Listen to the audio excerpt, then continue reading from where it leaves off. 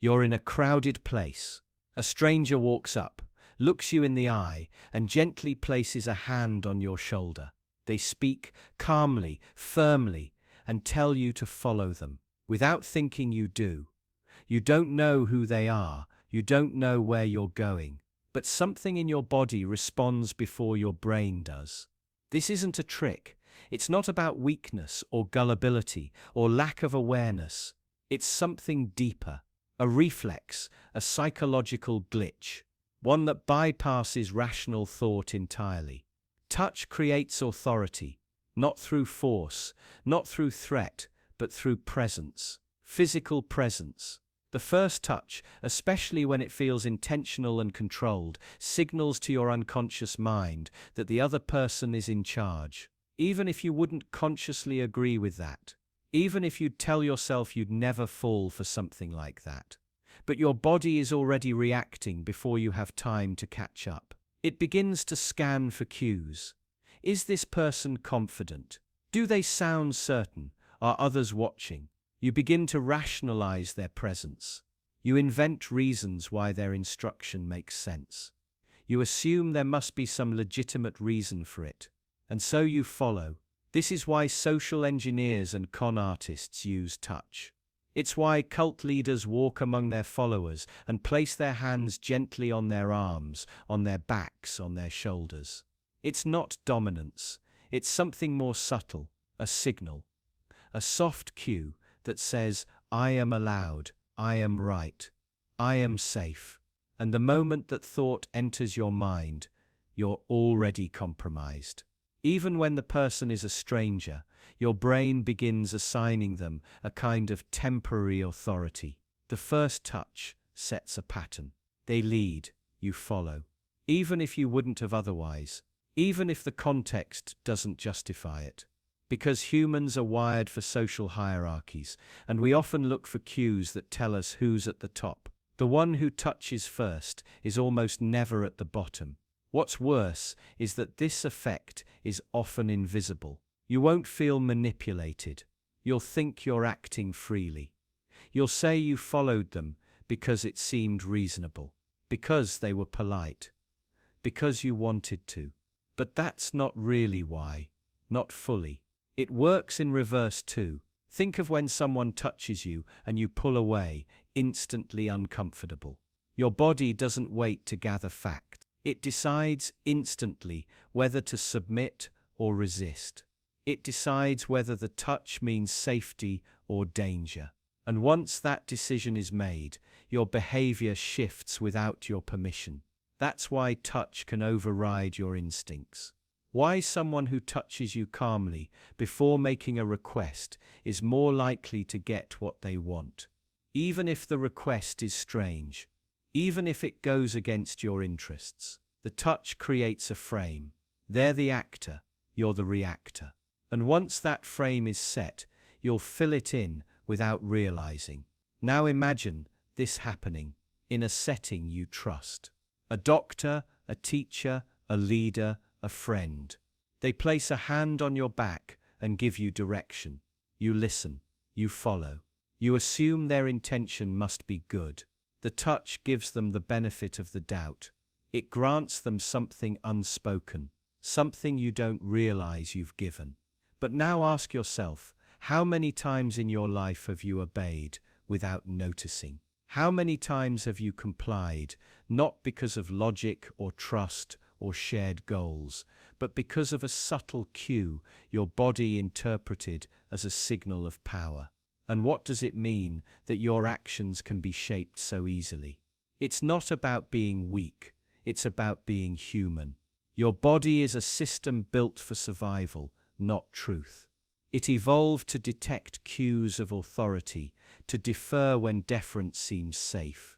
The first touch mimics care, mimics familiarity, mimics safety. But it can be none of those things. It can be entirely manipulative, and still it works. You start to realize how fragile your autonomy really is. How much of what you think is choice is actually response. How easily your sense of control can be bypassed by a gesture as small as a hand on your arm. and you start to question moments in your life that seemed harmless. A handshake held too long, a hand on your back guiding you through a doorway, a pat on the shoulder followed by a quiet request. How many times did you act because of the touch, not the words? And then a darker thought forms. How many times have you used it?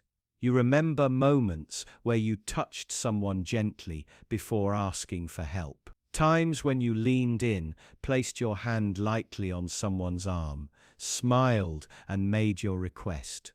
It worked. It felt innocent. But was it?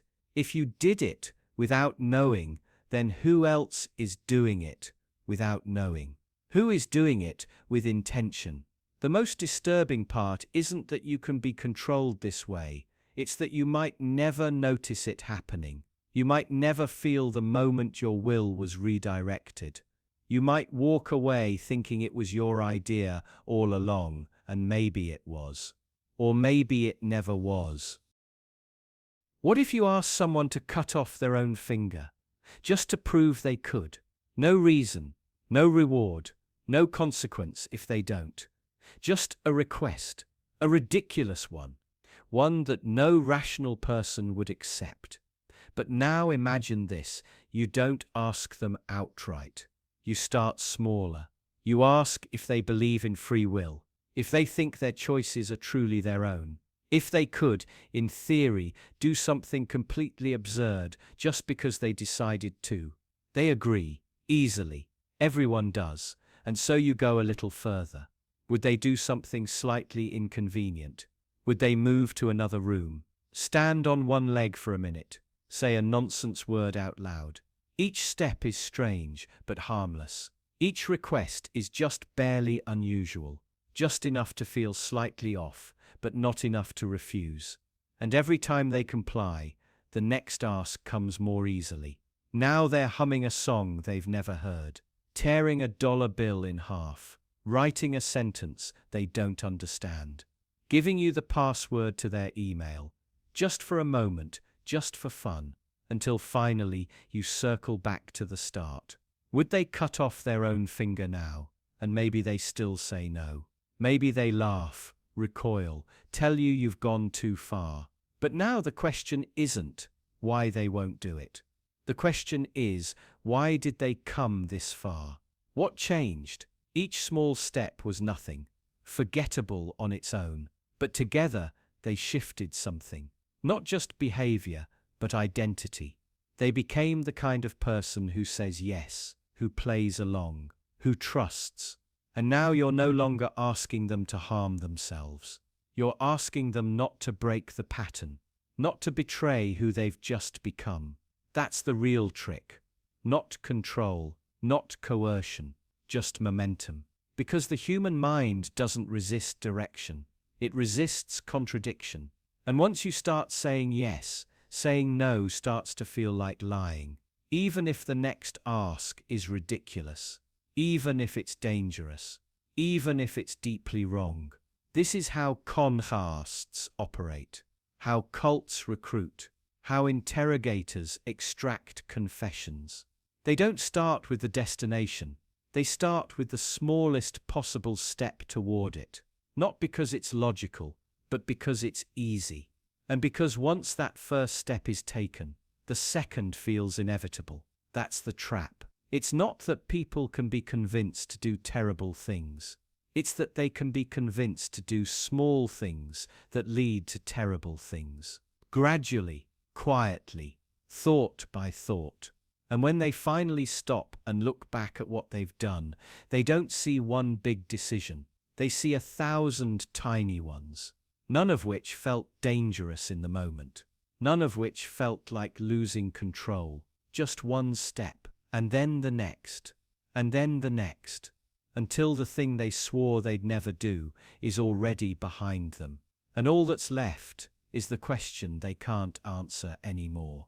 Who was I before the first yes? The room is quiet, not just silent, but unnaturally so. No hum of machines, no background noise, no shuffling, no throat clearing, just nothing.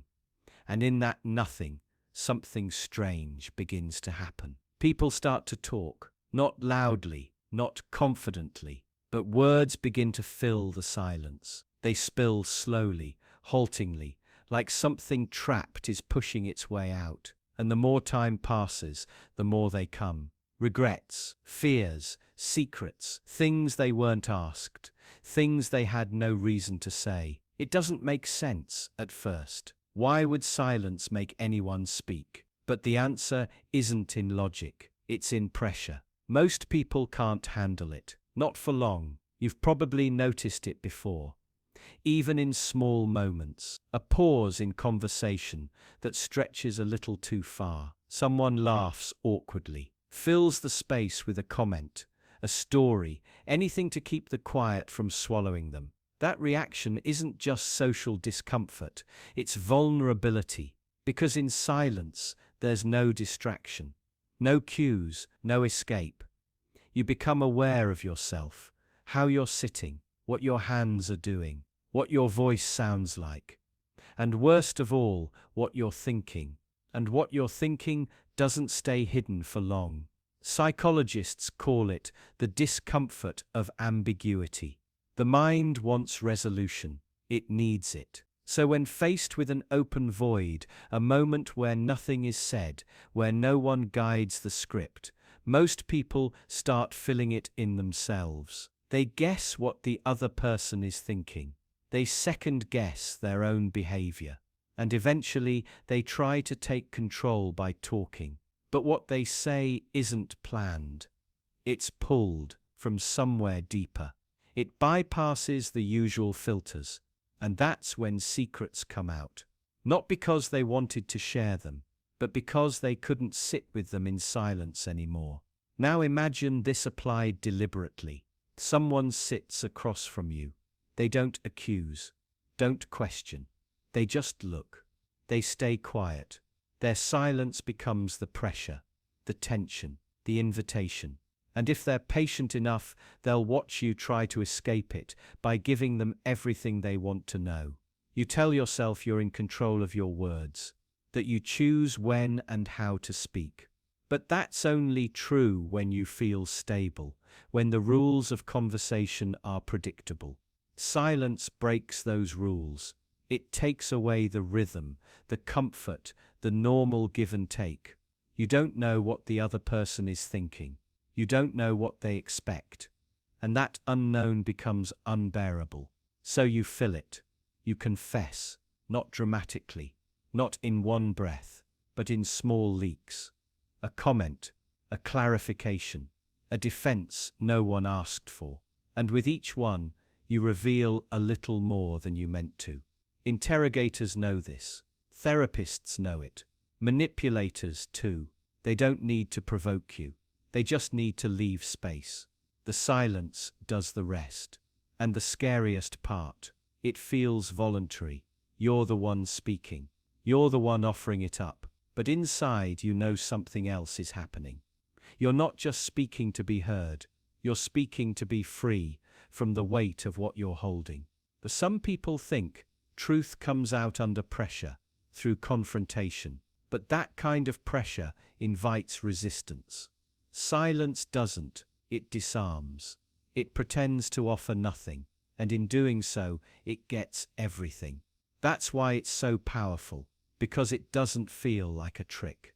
It doesn't feel like a force. It feels like absence, emptiness, neutrality, and that illusion is what makes it dangerous.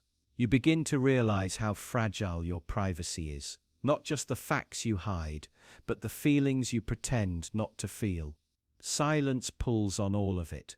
Even now, just thinking about it, you might feel a kind of unease, a desire to explain yourself, to prove you wouldn't fall for it, that you'd stay composed. But that urge to explain is the very thing silence uses.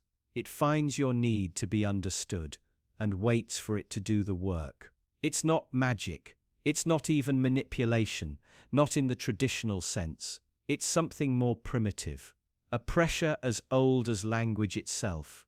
A gap that demands to be filled. And so it is. again and again.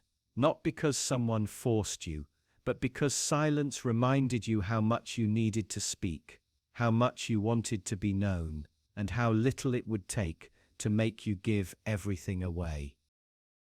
What if I told you there's a way to make someone feel like they've known you forever?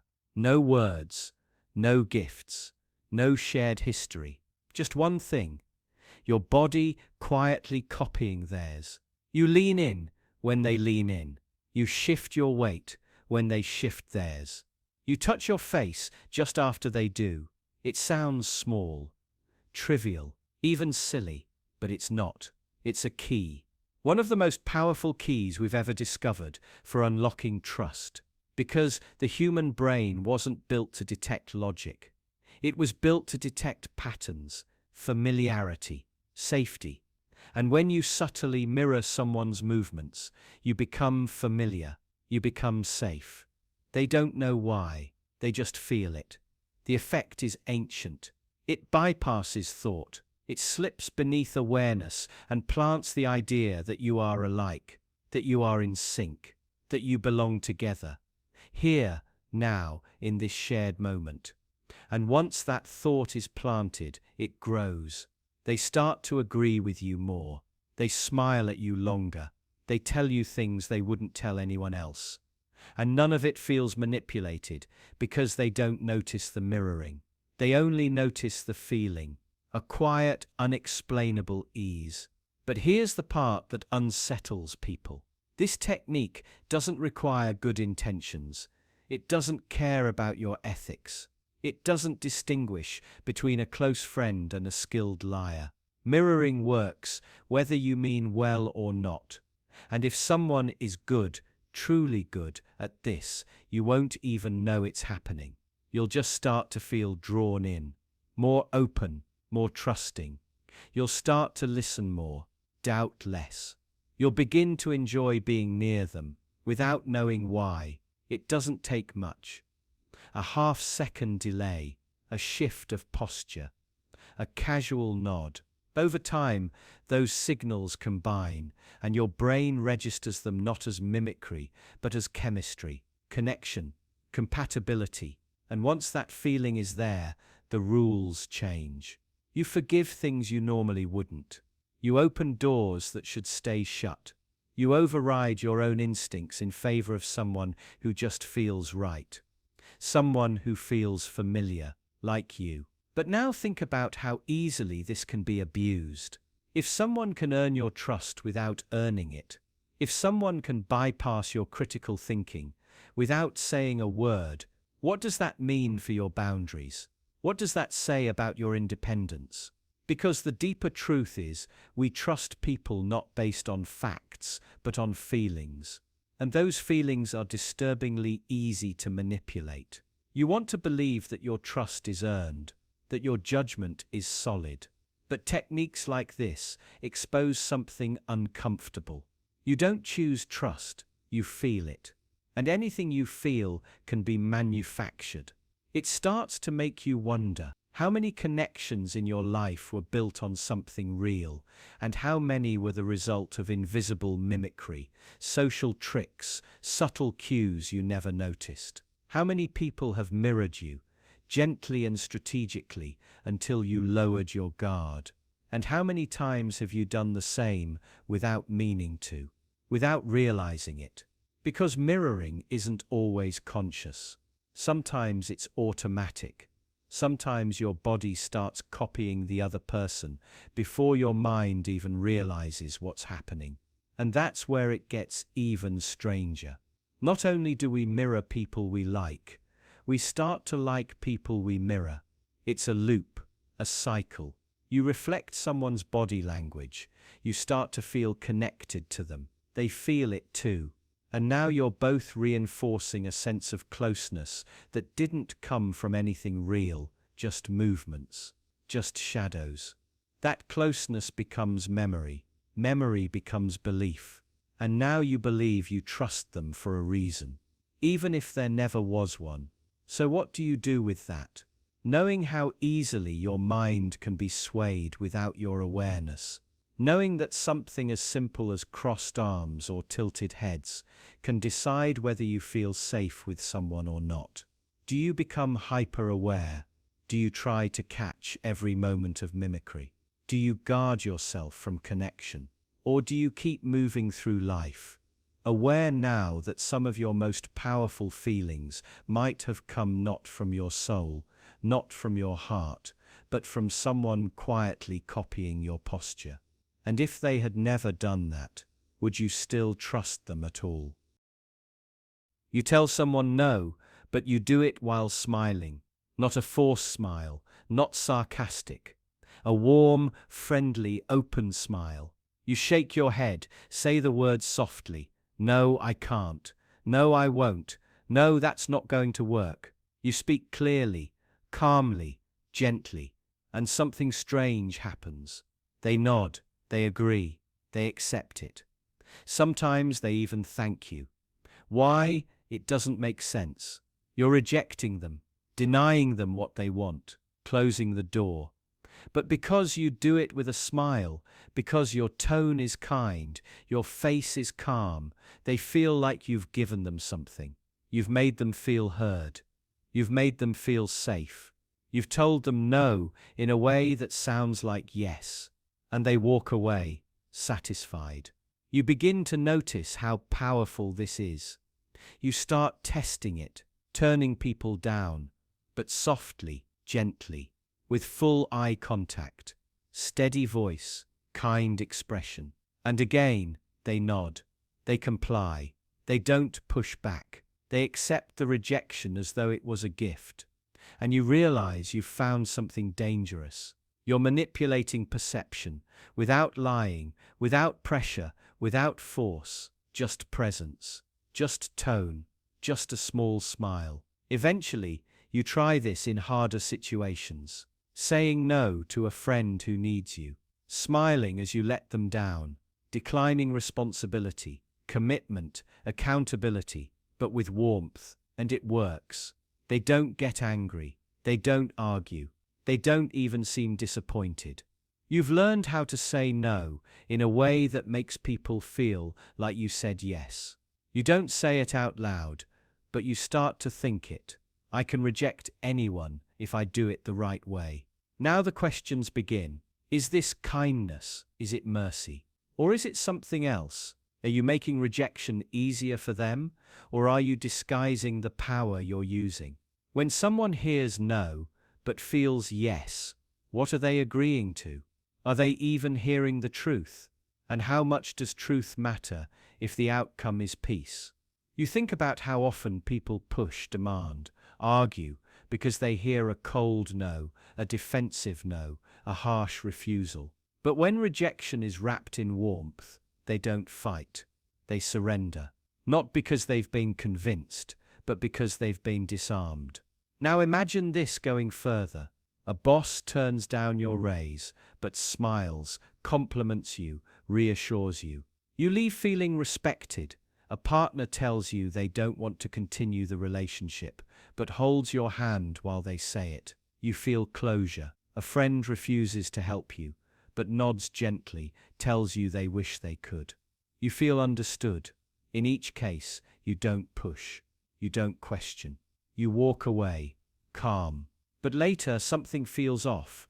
You replay the moment, realize what actually happened. You were denied, dismissed, abandoned. But because it was wrapped in softness, you didn't register it fully. You accepted it. You consented. You said yes to something you never would have agreed to if it had been said differently. You start to wonder how often this has happened. How many no's have you accepted, simply because they were delivered with kindness? How many times have you felt cared for while being rejected? How many decisions have you allowed, not because they made sense, but because they felt good? And how many of your own rejections have gone unnoticed, because you smiled while you said them? You begin to realize the terrifying simplicity of it. People respond more to emotional tone than to logical content, more to how something is said than to what it means. And a soft no, dressed in warmth, can be more powerful than any argument, more persuasive than truth. It's not the message, it's the moment. Now consider the implications. You could deny someone what they need, refuse something essential, walk away from responsibility. And if you do it with the right expression, the right timing, the right words, they'll accept it. Sometimes they'll even feel grateful. They'll internalize your rejection as maturity, as wisdom, as kindness. But it was still rejection. And you know that. You know what you're doing. You're not being kind. You're not avoiding harm. You're simply making the harm feel better, smoother, less obvious. And in that way, you're hiding it.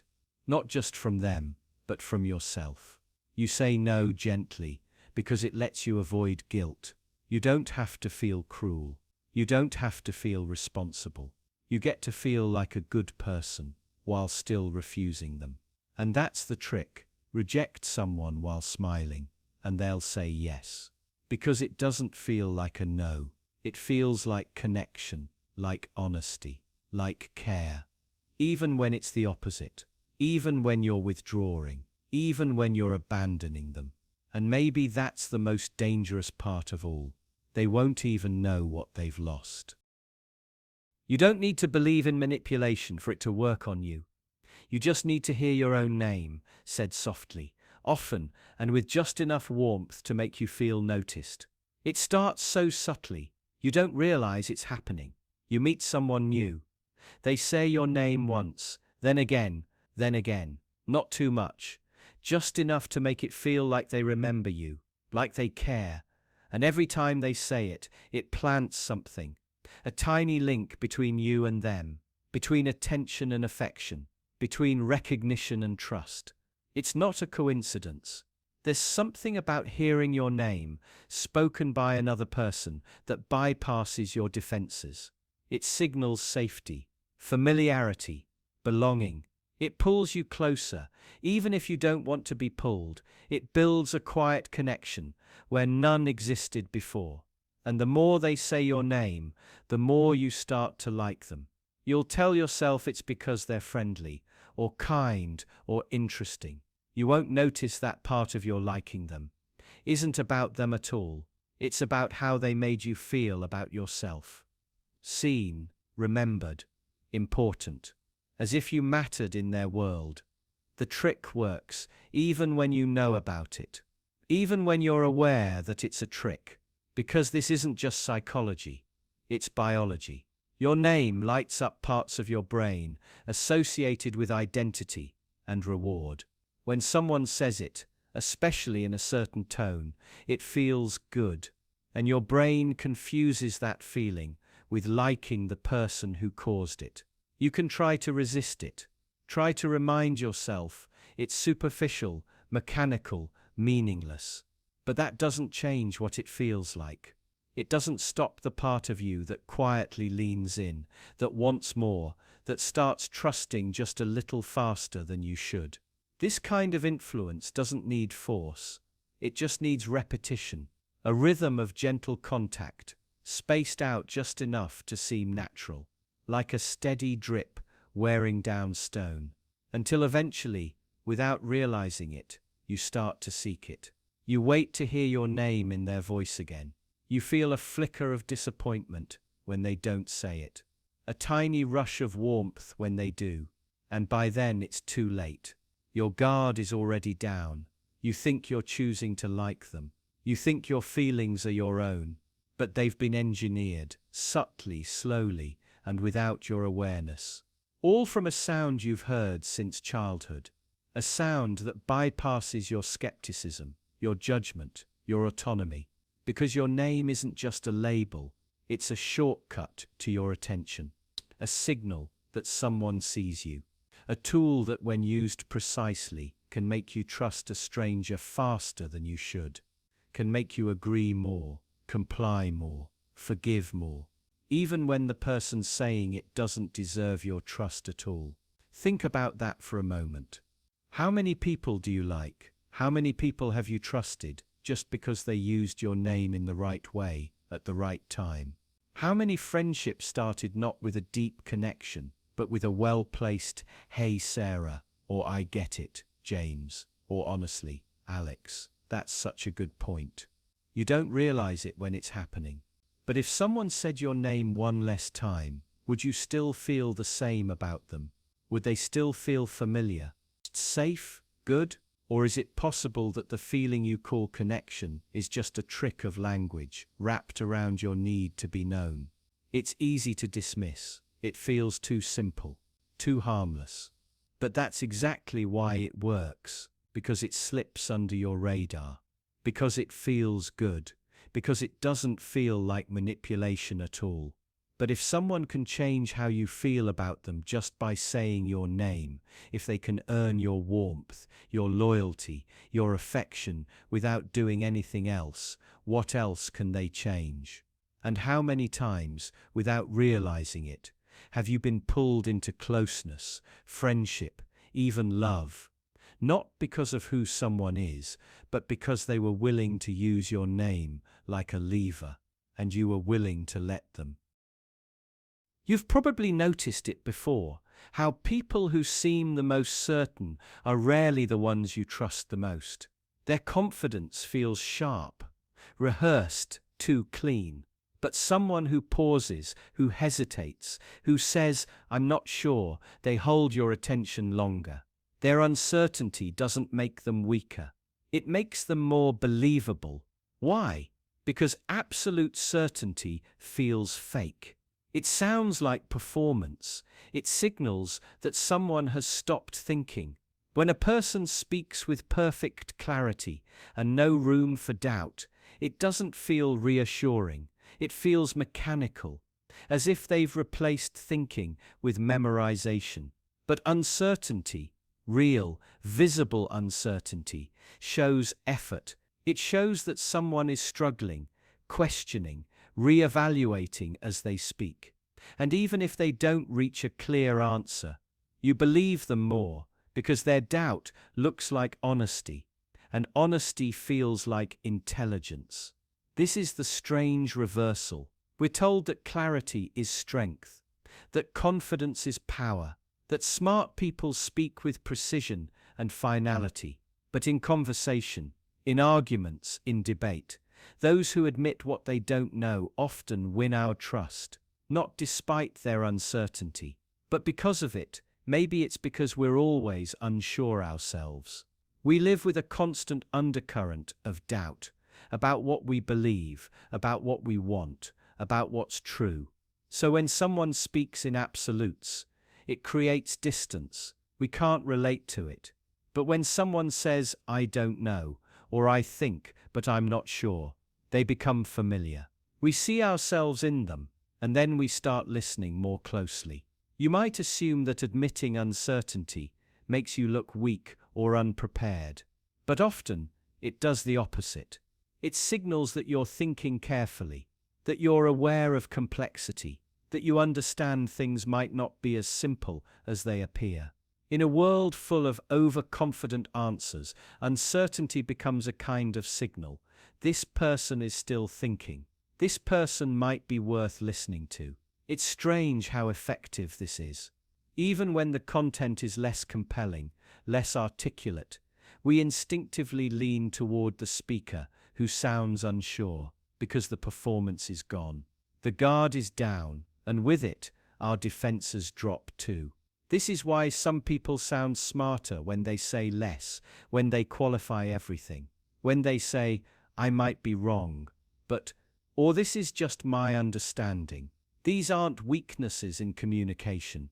They are signals of care, of realism, of caution, and we interpret that caution as thoughtfulness. But there's a darker side to this. Uncertainty can be performed. It can be learned. Someone can strategically appear unsure, just enough to seem intelligent, without ever truly questioning anything. They can sprinkle in phrases like, "I'm still working through this," or "That's a good point," not because they mean it, but because they know how it sounds. They've discovered that doubt is persuasive, so they use it as a tool, not to reveal their thinking, but to gain your trust. And you believe them. Because your brain isn't looking for truth, it's looking for familiarity, for emotional cues that feel safe, authentic, thoughtful, and uncertainty plays that role perfectly. But what if that person isn't unsure at all? What if their entire presentation of doubt is just another tactic, polished, rehearsed, engineered to sound humble? Then the very thing you trust becomes the thing used against you. This is the paradox. Real intelligence often includes doubt, but doubt can also be weaponized. The same words that signal honesty can be used to manipulate. And unless you know what to look for, you won't be able to tell the difference, because there's no obvious difference. Both the genuinely uncertain person and the manipulative one sound almost the same. Both use pauses, both question themselves, both avoid strong declarations. But one is thinking and the other is calculating. So how do you tell the difference? You don't, not reliably. And that's where things start to unravel. The very thing that signals trust, uncertainty, becomes a liability. You begin to realize that your instincts, the ones that draw you towards certain voices, might be unreliable. You might trust the wrong people. You might dismiss the right ones. You might confuse performance for thoughtfulness, strategy for sincerity. And once that seed is planted, you start to hear things differently. Every pause feels suspicious. Every self-correction feels strategic. Every moment of uncertainty starts to feel like an act. Which brings you back to the beginning. If certainty feels false, and uncertainty can be faked, then what are you left with? Who do you believe? What does intelligence even sound like anymore? The problem isn't just that uncertainty makes people sound smarter. It's that sounding smart isn't the same as being right. And once you realize that, you start to question not just other people, but yourself. Every time you express doubt, are you being honest, or are you performing? You might not even know, and that might be the most unsettling part of all. They believe they've made the decision themselves. That's the secret. You don't argue. You don't persuade. You don't demand. You offer a choice, and they walk straight into what you wanted all along. The trick isn't complicated. It doesn't require intelligence or manipulation, just patience. You present two paths. One is uncomfortable, uncertain, or extreme. The other leads quietly, invisibly, toward your goal. They pick the one that feels safer, more reasonable. The one that seems like it belongs to them, but it never did. It's easy to say people value freedom. That choice is sacred. But watch closely, and you'll see most choices aren't free at all. They're shaped, directed, filtered long before the decision is made. People think they're choosing, but they're only selecting from options someone else designed. And that someone could be you. You don't force someone to stay. You let them choose to leave, then make the outside world so cold and confusing, they beg to come back. You don't tell someone what to believe. You let them reach their own conclusion, just after you've buried the alternative under doubt, shame, and contradiction. It works because most people don't want to choose. Not really. They want to feel safe. They want to feel certain. They want to avoid regret. So if you give them two doors, one with chaos behind it and one with comfort, they'll take the comfortable one every time. And you've already placed exactly what you wanted behind that door. Even when they sense something's off, they won't resist. They'll tell themselves it's still their decision, that no one made them do anything, that it was always what they wanted. And in a way, they'll be right. Because the most effective control doesn't feel like control. It feels like freedom. You could do this in a conversation. Ask a question where either answer leads them where you need. Do you want to be seen as difficult, or do you want to help? Do you want to take responsibility, or leave things unresolved? Framing is everything. They'll answer you, thinking they've maintained autonomy. They won't realize they were never outside your grip. This isn't just a trick for power or manipulation. It's everywhere. In politics, in advertising, in relationships, even in parenting. Give the illusion of control, then get what you want anyway. Would you like to brush your teeth before or after the story? It doesn't matter. The outcome was already chosen. The only thing being offered is the wrapper. What's unsettling is how easily this can be used without malice. You might convince yourself it's for someone's benefit, that it's better they believe it was their idea, that they'll accept it more easily that way. And maybe that's true. But somewhere along the way, you stop asking whether it's right. You start asking only whether it works. You don't have to lie. You don't have to manipulate. You just gently shape the edges of the decision. Highlight one risk. Emphasize one benefit. Nudge, suggest, frame. They do the rest themselves. And when they choose the thing you wanted all along, they'll feel proud of their independence. They'll thank you for helping them reach clarity. They'll defend the decision as their own, even to themselves. What does that say about free will? What does that say about you? The disturbing part isn't that people can be manipulated. It's how little manipulation it takes. How simple it is to turn freedom into direction. How easy it is to build a trap where every exit still leads back to you. The more choices someone believes they have, the more secure they feel. But too many choices create confusion. So you narrow them, gently, silently, until only one path feels safe, and then you let them choose. You never have to say, do this. You only have to make the alternative seem slightly worse. And if they ever doubt it later, they'll blame themselves. They'll say they should have known, that no one forced them, that they were free. But they weren't. Not really. They were guided. Calmly, carefully, and willingly. And you never even had to raise your voice. What if you knew that saying nothing for 3 seconds could make you seem more intelligent? Not smarter.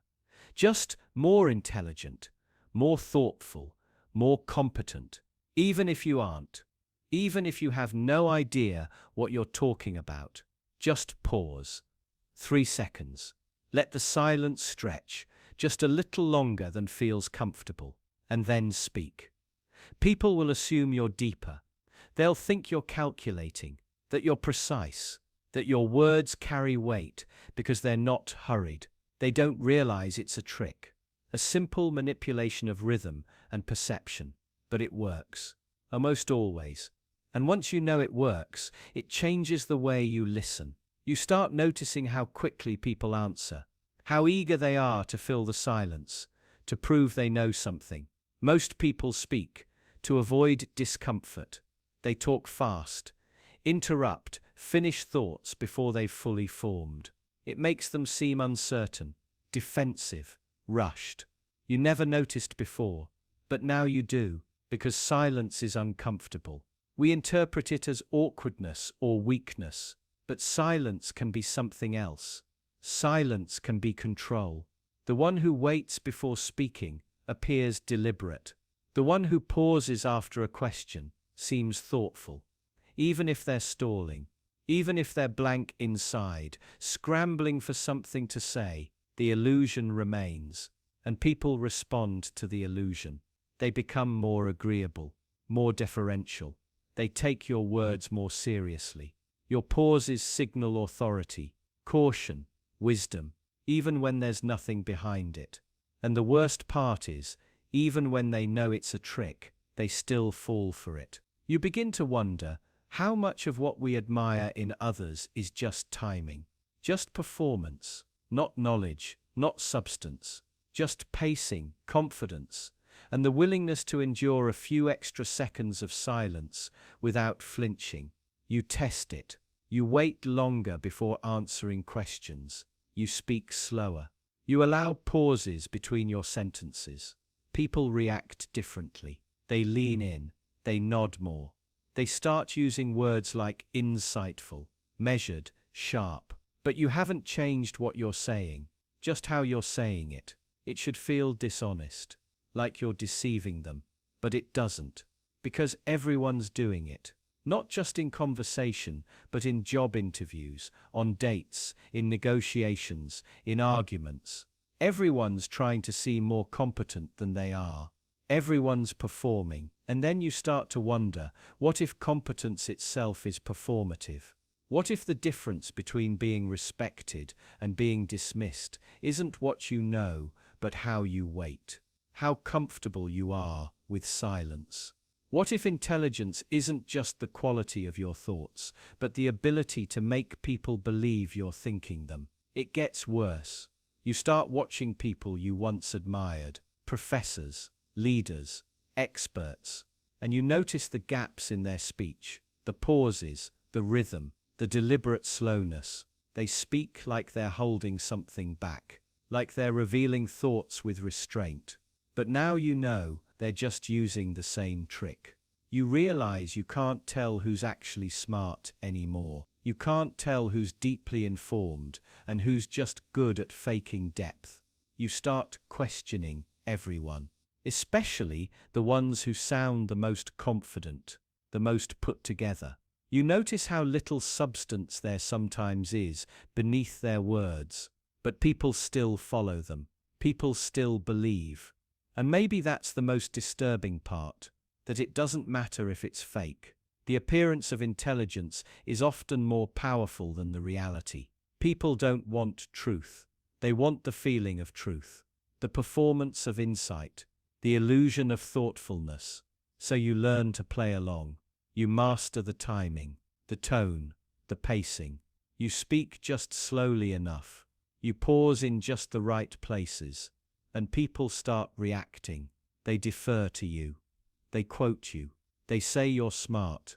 And you realize something else. You've stopped being honest when you talk. You're not expressing your thoughts anymore. You're curating them, editing yourself in real time, not to communicate more clearly, but to maintain the illusion. The illusion that you are someone who knows, someone who understands, someone worth listening to. But now the pause is no longer a pause. It's a lie, a calculated moment of performance. You're not pausing to think. You're pausing to appear as though you're thinking. The difference is subtle, but it changes everything. The difference is subtle, but it changes everything. And the more you use it, the more you lose touch with what you really think. You don't just pretend to be thoughtful. You start to forget what actual thoughtfulness feels like. You start to become hollow inside. A voice with perfect timing and no real substance. And yet, no one notices. No one calls you out. They just keep listening, believing, following. And that's the problem. You don't need to be intelligent. You only need to seem like you are. What happens when you tell someone they have excellent taste? Not that they look good. Not that they are smart, funny, or kind. Just that their taste is remarkable. It sounds like a compliment. It feels like flattery, but something else is happening underneath. Because when you compliment someone's taste, you're not praising them directly. You're praising their choices, their judgment. The tiny, often invisible decisions they've made that led to a specific object, style, phrase, or person. And in doing so, you're doing something even more powerful than validation. You're handing them a mirror. Suddenly, they don't just feel appreciated. They feel seen, not for what they did, but for who they are when no one is watching. Compliments in general are blunt. You're beautiful. You're so talented. You're amazing. They're big, obvious, heavy, but they all come with the same problem. They invite resistance. They trigger internal arguments. Beautiful? No, I don't feel that way. Talented? Maybe, but not really. Amazing? You don't know the half of it. Direct praise often backfires because it lands on the surface. And most people are already quietly rehearsing every reason not to believe it. But a compliment on taste bypasses all that. It doesn't feel like flattery. It feels like insight. You're not telling them they're extraordinary. You're suggesting that something about the way they see the world is rare, specific, and quietly admirable. You're not trying to impress them. You're showing that you've noticed something they didn't even realize they were showing. And that does something strange to people. It creates trust. Subtle, irrational, fast-forming trust. It's why advertisers focus on lifestyle more than product. Why influencers curate more than perform. It's why people fall in love with those who understand their preferences more than those who praise their achievements. Because when someone respects your taste, it doesn't feel like they admire you, it feels like they understand you. And that's a much deeper feeling. But here's the darker part. When used deliberately, this can be weaponized. Easily. If you compliment someone's appearance, they might appreciate it. But they'll likely forget it. Compliment their values, and it may start an argument. But compliment their taste, and they feel validated in a way that's hard to undo. Because now you've attached your approval not just to them, but to how they move through the world, to how they construct their identity. You're not just rewarding behavior, you're reinforcing identity. They start to associate your presence with a clearer sense of self, not because you told them who they are, but because you seem to already know. And this is how influence works, not through dominance or persuasion, but through precision, knowing exactly what to validate, knowing exactly what part of someone to gently reflect back to them, until they can't tell whether they admired you or just felt admired. This doesn't require lying. It doesn't even require manipulation, just attention. You notice the books they read, the shoes they wear, the shows they love, the words they use. And instead of saying you're cool, you say you always choose the most understated things. It sounds simple, harmless, but it slides deep. Because now they're thinking about you when they shop, when they speak, when they choose. They're wondering what you would notice, what you would admire next. And here's the trap. They begin to perform their own taste, hoping you'll see it again. They don't just want your approval, they want to feel known, the way they did the first time. It can become addictive. Not the compliment itself, but the feeling of being interpreted, of being read. People crave that, especially in a world where most of us feel invisible, generalized, flattened by algorithms and social expectations. The compliment that cuts the deepest is the one that feels like a secret truth. The one that says, I see how you think. Not I like you, but I see you. And people will keep coming back for that. They won't even know why. So the next time you want someone to feel close to you, skip the praise. Don't tell them they're impressive. Don't tell them they're special. Just compliment their taste and watch what happens next. There's a strange thing that happens when someone thinks they're being watched. They don't know exactly what changes, but they feel it. Their movements slow down. Their decisions get sharper. Their body stiffens with a kind of invisible restraint, like someone else is quietly holding their breath behind them. This is one of the simplest ways to change a person's behavior. Stand behind them, not in an obvious way, not threatening, just present. Just close enough that they know they're no longer alone, and it works. People cheat less on tests when they think a mirror is watching them. They litter less when a pair of fake eyes are printed on the wall. They even donate more to charity when they think someone's paying attention. It doesn't take real authority, just the idea of presence, of being seen. And this shouldn't work. It's irrational, illogical, but it does. Over and over again. You might think you're different, that you act the same, whether someone's watching or not. But if you ever pause, even slightly, when you know someone's behind you, you're already proving the rule. Your brain doesn't ask whether the watcher has power. It only cares that they exist, that someone somewhere might be forming an opinion about you, that they might remember what you did, that your actions aren't disappearing into silence. And that's enough to change you. What does that mean, exactly? That you don't behave ethically because it's right, but because it feels like someone might be watching. That your conscience is just a shadow of an imaginary observer. This idea goes deeper than behavior. It cuts into who you think you are. If you only act morally under pressure, if you only follow rules when eyes are on you, then what part of your identity is truly yours?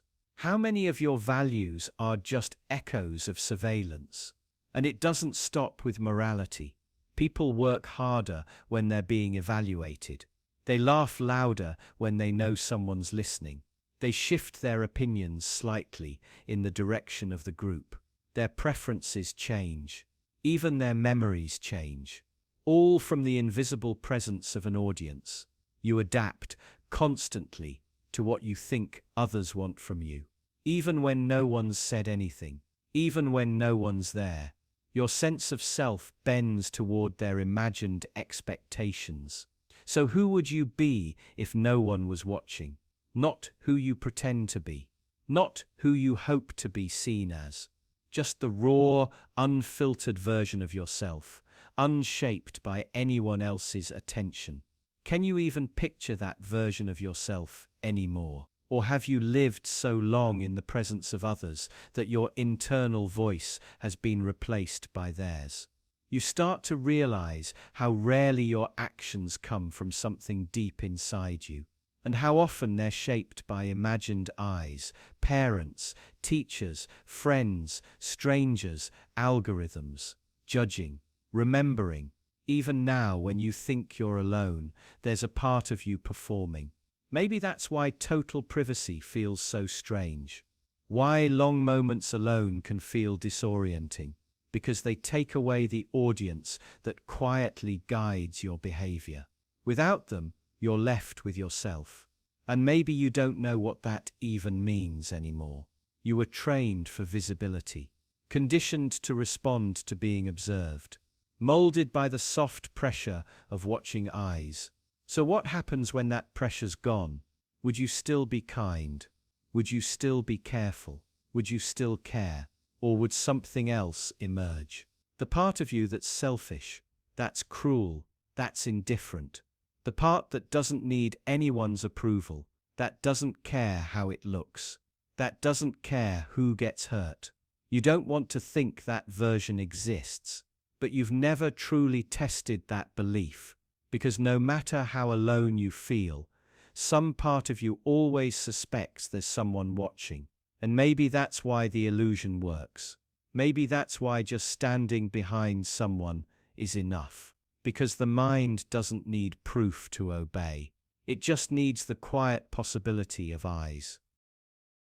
What if they never really agreed with you, but they thought they did? You're sitting across from someone, explaining an idea, making a point, offering a suggestion.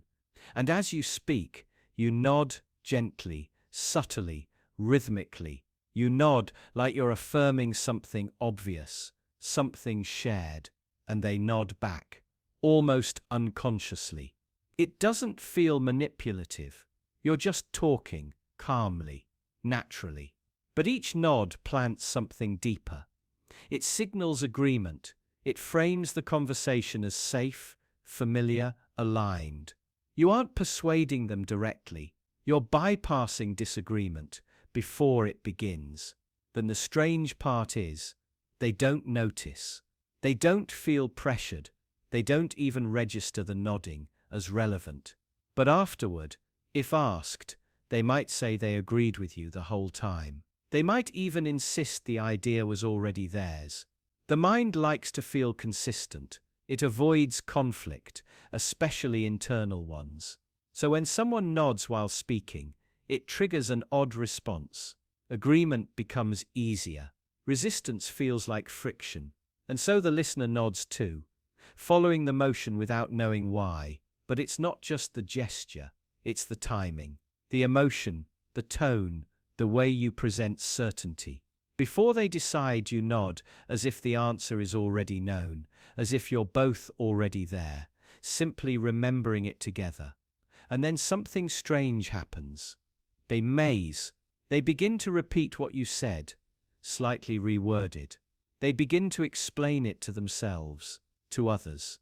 The nod becomes a transfer, not of information, but of belief, a quiet rewriting of their memory. They think it was their idea to begin with. Now imagine this happening in reverse. You're on the receiving end. Someone speaks, calmly, confidently, nodding as they go. You don't feel pressured. You don't even notice the nod. But later, you realize you agreed with something you didn't fully think through.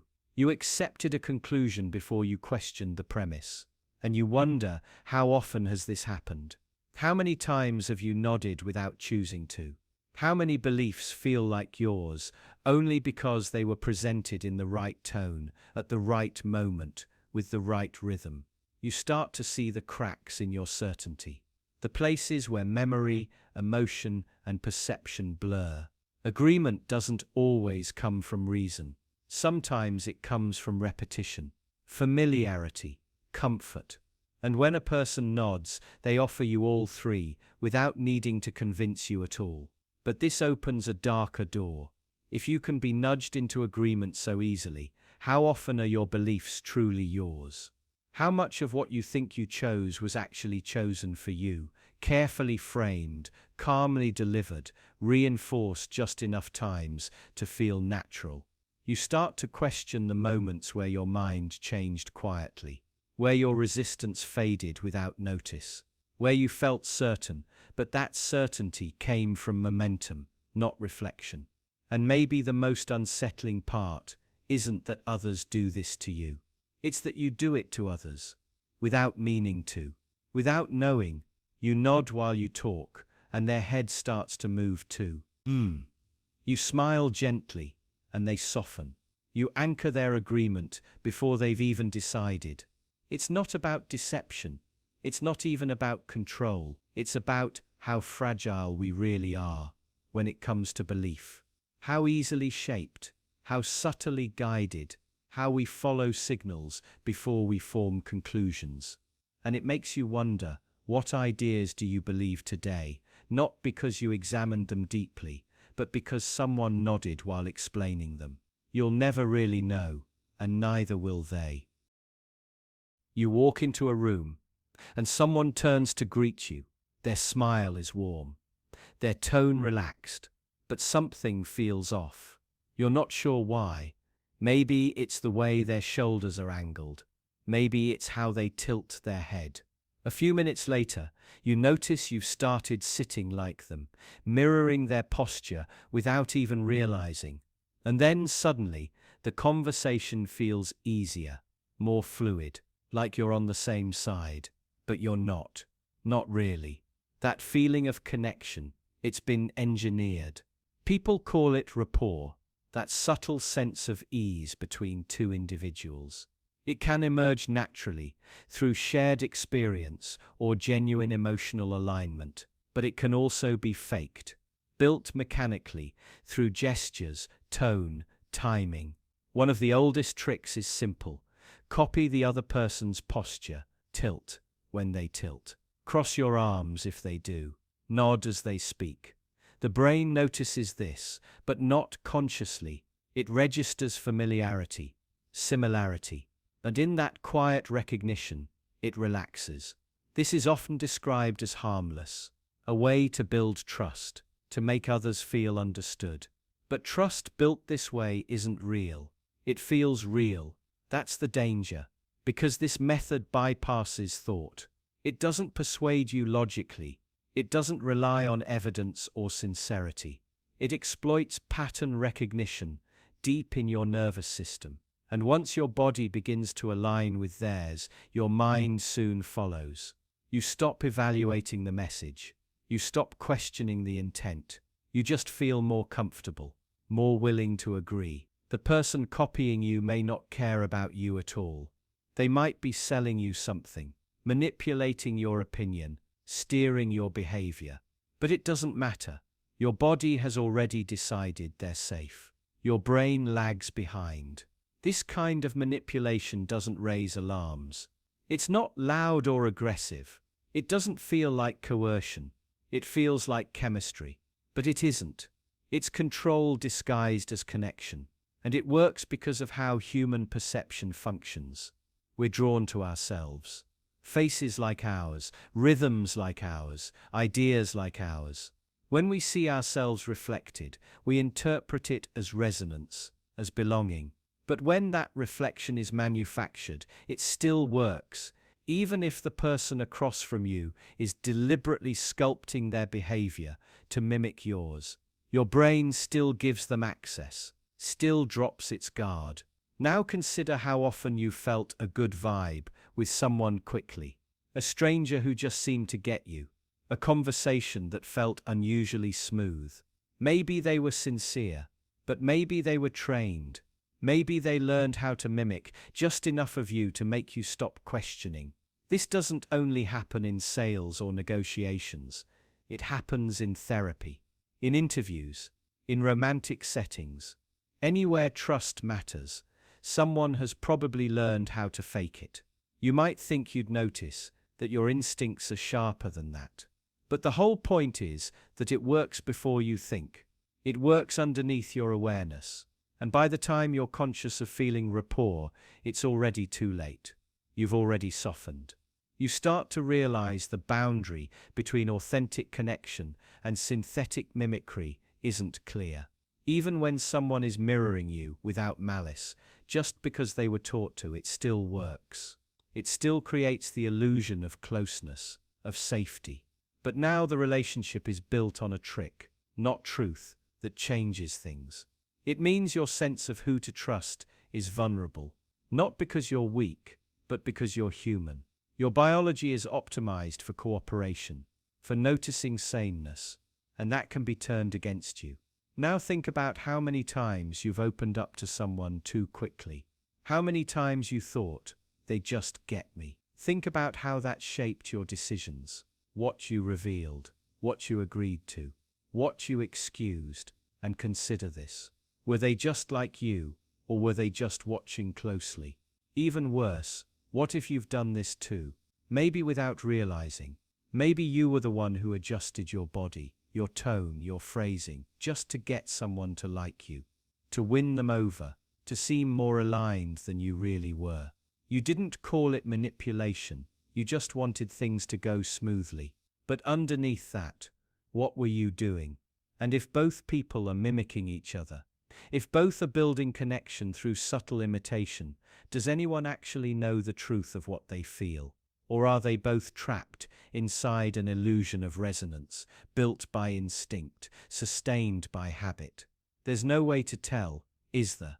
That's the problem. Rapport feels like honesty, but it isn't. It's a shape, a performance, a practiced agreement between nervous systems, and it can be faked. So the next time you feel that click with someone, when conversation flows, when you feel seen, ask yourself something quiet.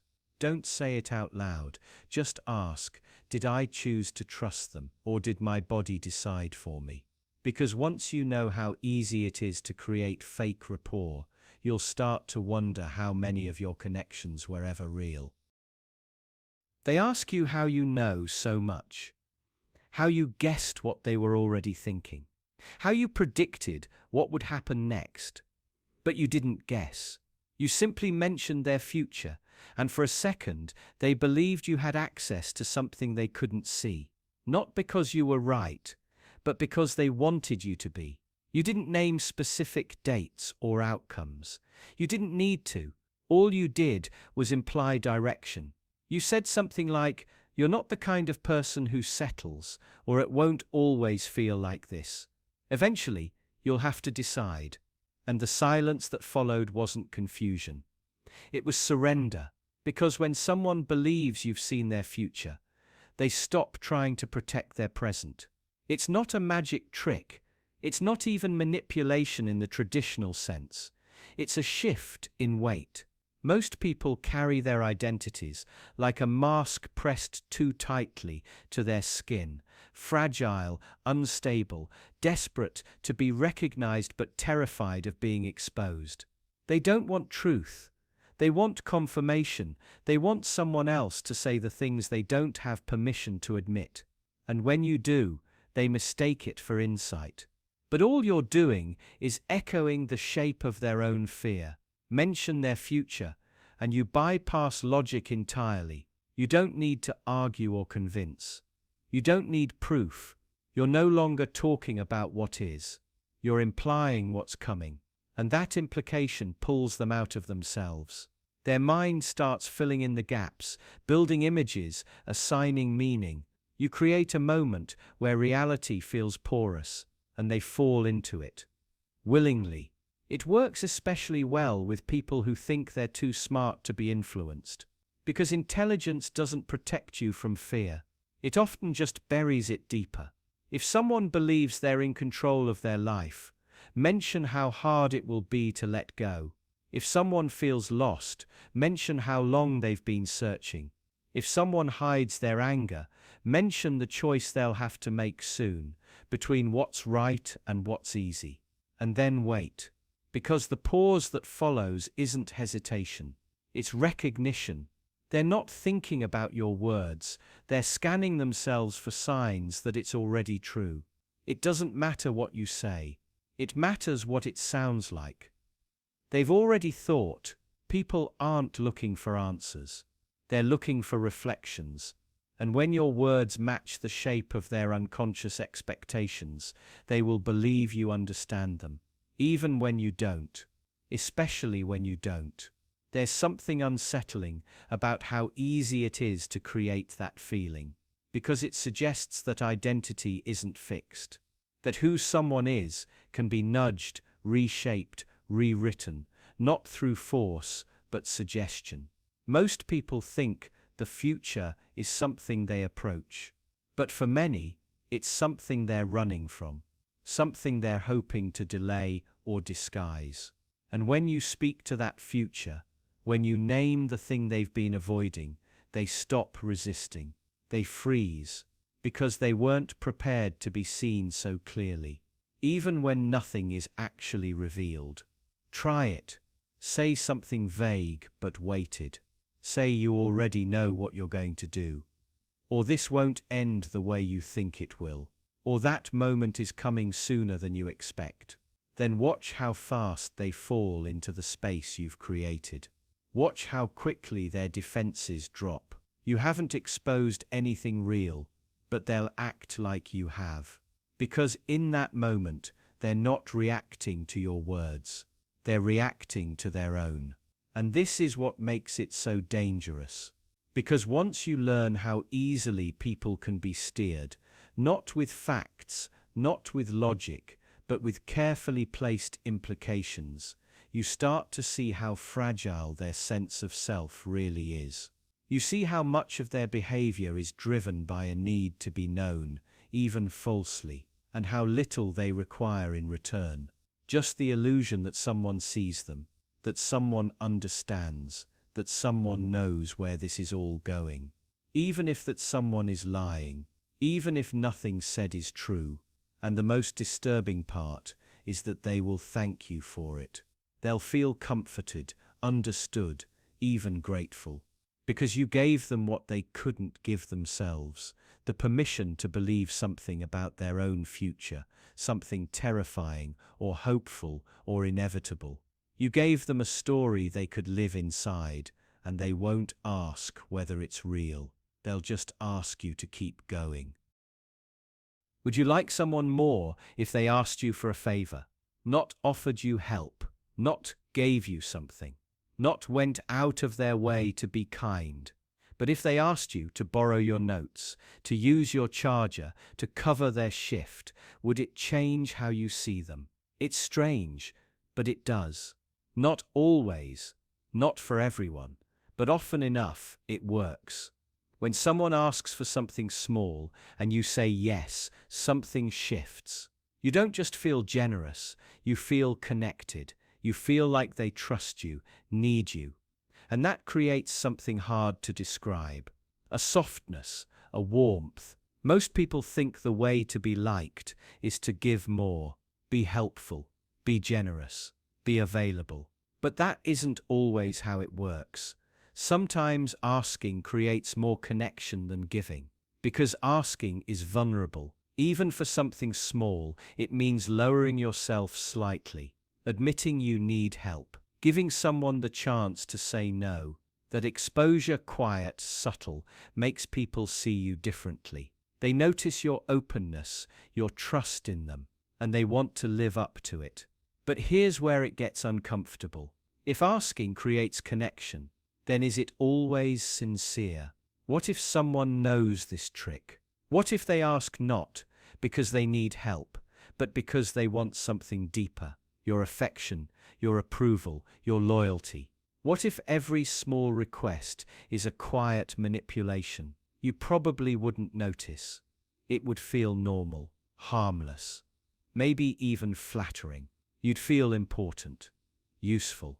You might start to like them more without realizing why. And if they did it well, if they never asked too much, never seemed too needy, you might never suspect their intentions at all. But what if you were the one using it? You ask a favor, they agree, they warm to you. You thank them, smile, show appreciation. And slowly they grow more fond of you, more trusting, more open. And you know it's because of the request, not because of who you are. Now you're not connecting, you're controlling. That's the trap of this idea. It works too well. It's so subtle, so effective, that it stops feeling like a strategy and starts becoming instinct. You ask people for help, not to get help, but to be liked. And it works because it flips the story in their mind. They didn't do something for you because they liked you. They liked you because they did something for you. Their brain justifies the favor after the fact. I helped them, so I must care about them. I wouldn't go out of my way for someone I dislike. And that's how the affection grows, not from what you did, but from what they did. And now it gets darker, because this trick doesn't just work with strangers. It works with people close to you, friends, partners, co-workers. You start asking small things, not to exploit them, but to deepen the bond. But once you know it works, it becomes hard to stop. Hard to tell when the request is real, and when it's just another quiet move in a game you're not admitting you're playing. You become addicted to the effect, the warmth, the closeness. And each time they agree, you feel seen, appreciated. And each time they refuse, it hurts more than it should. Because it's not about the favor anymore. It's about the connection behind it. And then there's another layer. What if they start to feel it too? What if they begin to notice that every interaction includes a request, some small thing you need, some help you ask for? What if they start to wonder, do you like them? Or do you just like what they give you? And now the whole thing collapses. What once felt warm and mutual starts to feel calculated, transactional, like their affection was built, not on honesty, but on invisible strings they never saw being pulled. And even if you didn't mean to manipulate them, the damage is done. You've turned closeness into leverage, trust into strategy. And now you don't know if the connection was ever real at all. So the next time you're about to ask for something small, pause. Ask yourself why. Because sometimes a favor isn't just a favor. Sometimes it's the start of something warm, real, and mutual. But sometimes it's a mirror showing you the part of yourself you don't want to see. The part that doesn't just want to be liked, but needs to be liked. So badly, you'll do anything to make it happen. Even if it means pretending the help you asked for wasn't a move. Even if it means living with the quiet fear that maybe deep down, none of it was real. There's a simple phrase that can change almost anyone's mind. Because, not because what follows is true, not because it makes sense, just because it exists, because it gives the illusion of reason, because the human brain doesn't always care whether the logic is solid, only that it sounds like logic is happening. There's a study, often repeated, where people try to cut in line at a photocopier. When they say, "Can I use the machine?" people resist. But when they add, "Because I need to make copies," compliance shoots up. It's a nonsense reason. Obvious, circular. But the word "because" triggers something automatic. It signals justification. The rest doesn't even need to matter. Think about that. Your brain, right now, is primed to trust anything that looks like a reason, even when it isn't. Even when it falls apart under pressure. You don't test the reason. You just hear the structure and assume it means something. Now imagine how easily that can be used against you. You hear a claim that feels suspicious. Then someone says, "We have to do it this way because it works." Suddenly, you nod. You stop pushing. You stop questioning. The words softened your resistance, gave the appearance of rationality, covered the doubt in a layer of certainty. And it doesn't stop there. You start doing this to yourself. You choose something, anything, and you need to justify it after the fact. So you create a reason.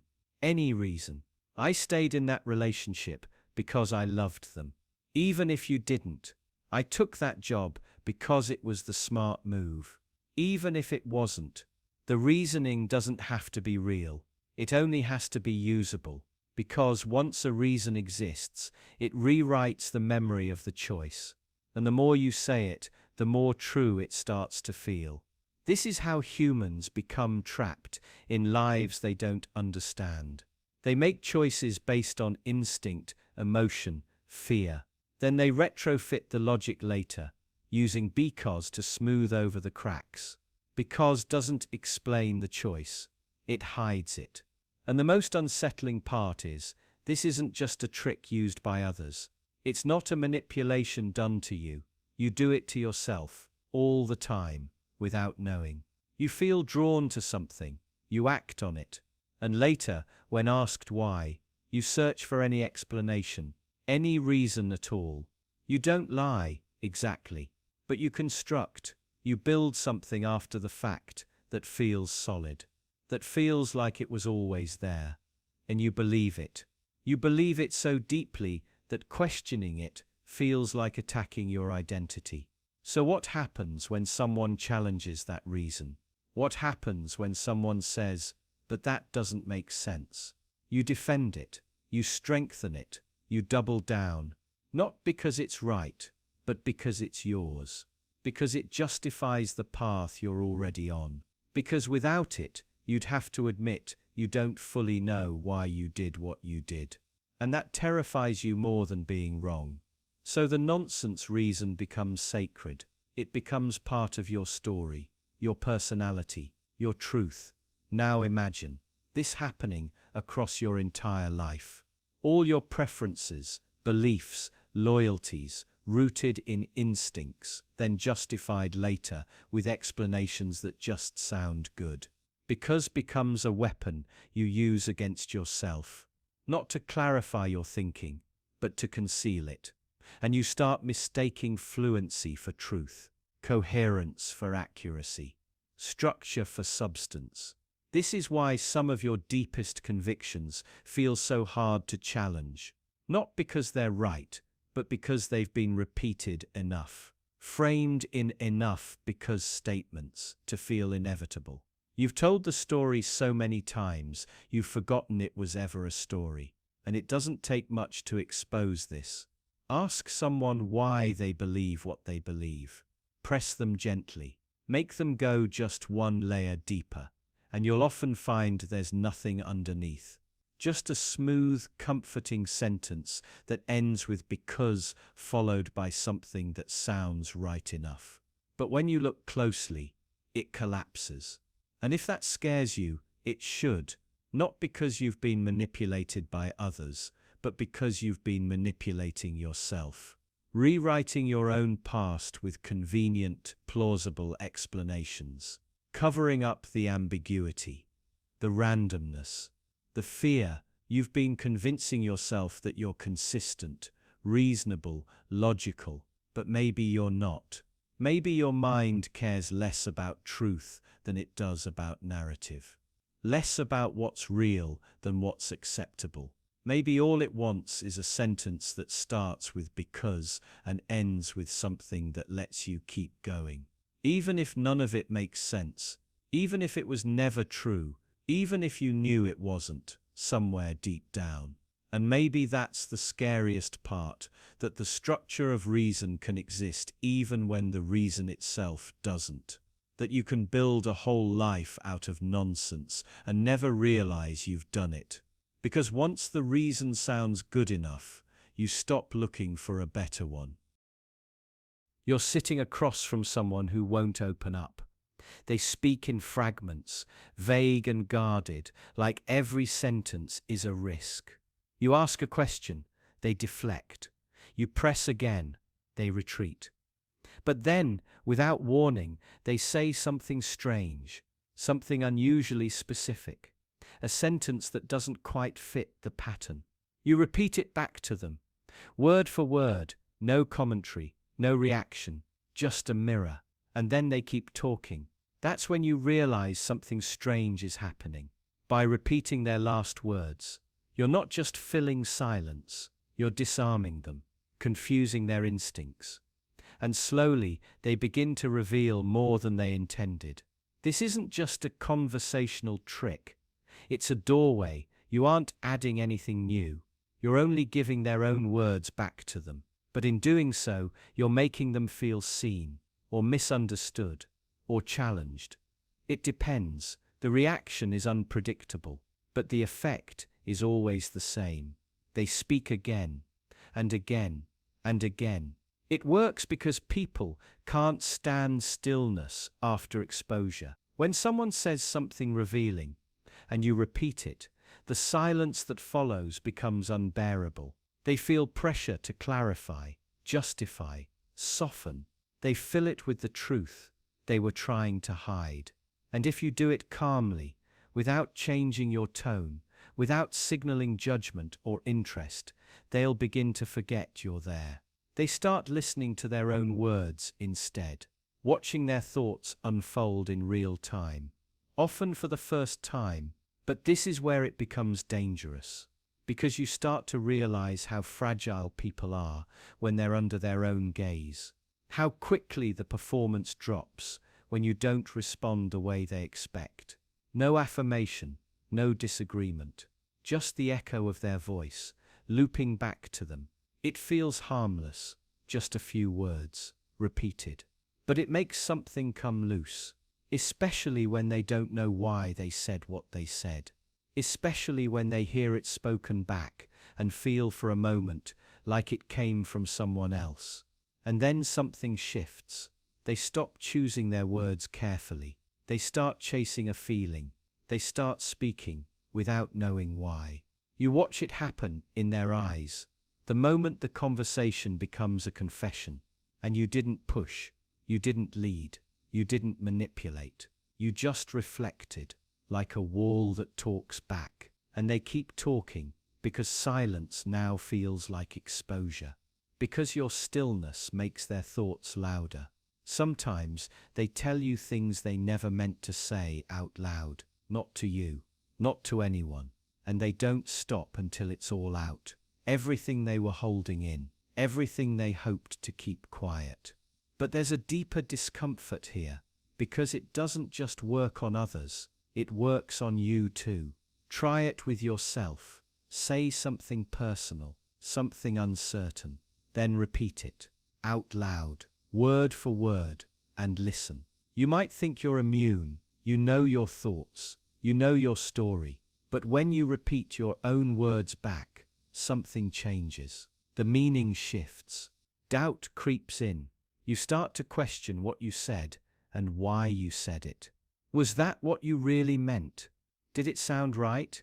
Did it feel honest? Or did it feel like something you've been telling yourself without thinking for too long? Most people don't survive that second repetition. They start editing, apologizing, reframing. They retreat. Because hearing yourself say the same sentence twice makes you realize how little of it you understand, how much of it is reflex. And now you see what this technique reveals: not secrets, not lies, but instability. It shows how flimsy our words really are, how much we talk to cover silence, not to share anything true. Because if you can't repeat your own sentence without discomfort, without pulling away, then maybe you didn't believe it. Maybe it was never real. Just a placeholder, a mask, a line from a script you never meant to read. So try it again. Pick the sentence you say most often about yourself. Repeat it. Then again. See how quickly it begins to fall apart. See how quickly it starts to sound like something someone else told you once. This isn't hypnosis, it's exposure. And once you see how easy it is to break someone open, you start to fear how easily you could be broken too. Not by someone else, just by your own voice, turned slightly against you. Because the most unsettling part isn't how others keep talking when you repeat their words. It's how you might too, even when you don't want to, even when there's no one else in the room. What if you could change someone's state of mind just by moving your face? You fake a yawn, slowly, subtly. The corners of your mouth pull back, your eyes narrow slightly, your shoulders lift. It feels insignificant, almost lazy. But within seconds, someone else in the room does the same, then another, and another. You've triggered something invisible, something automatic.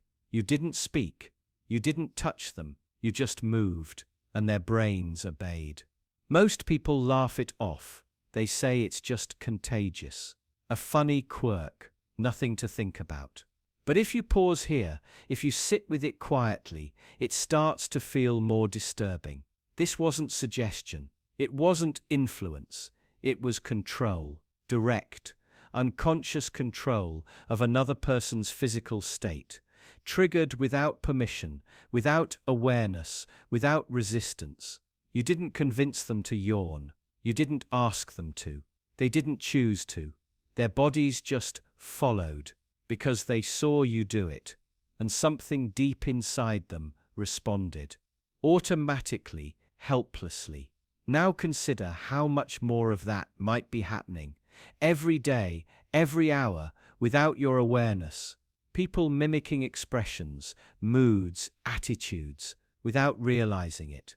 You walk into a room where someone is anxious, and soon you feel tense for no clear reason.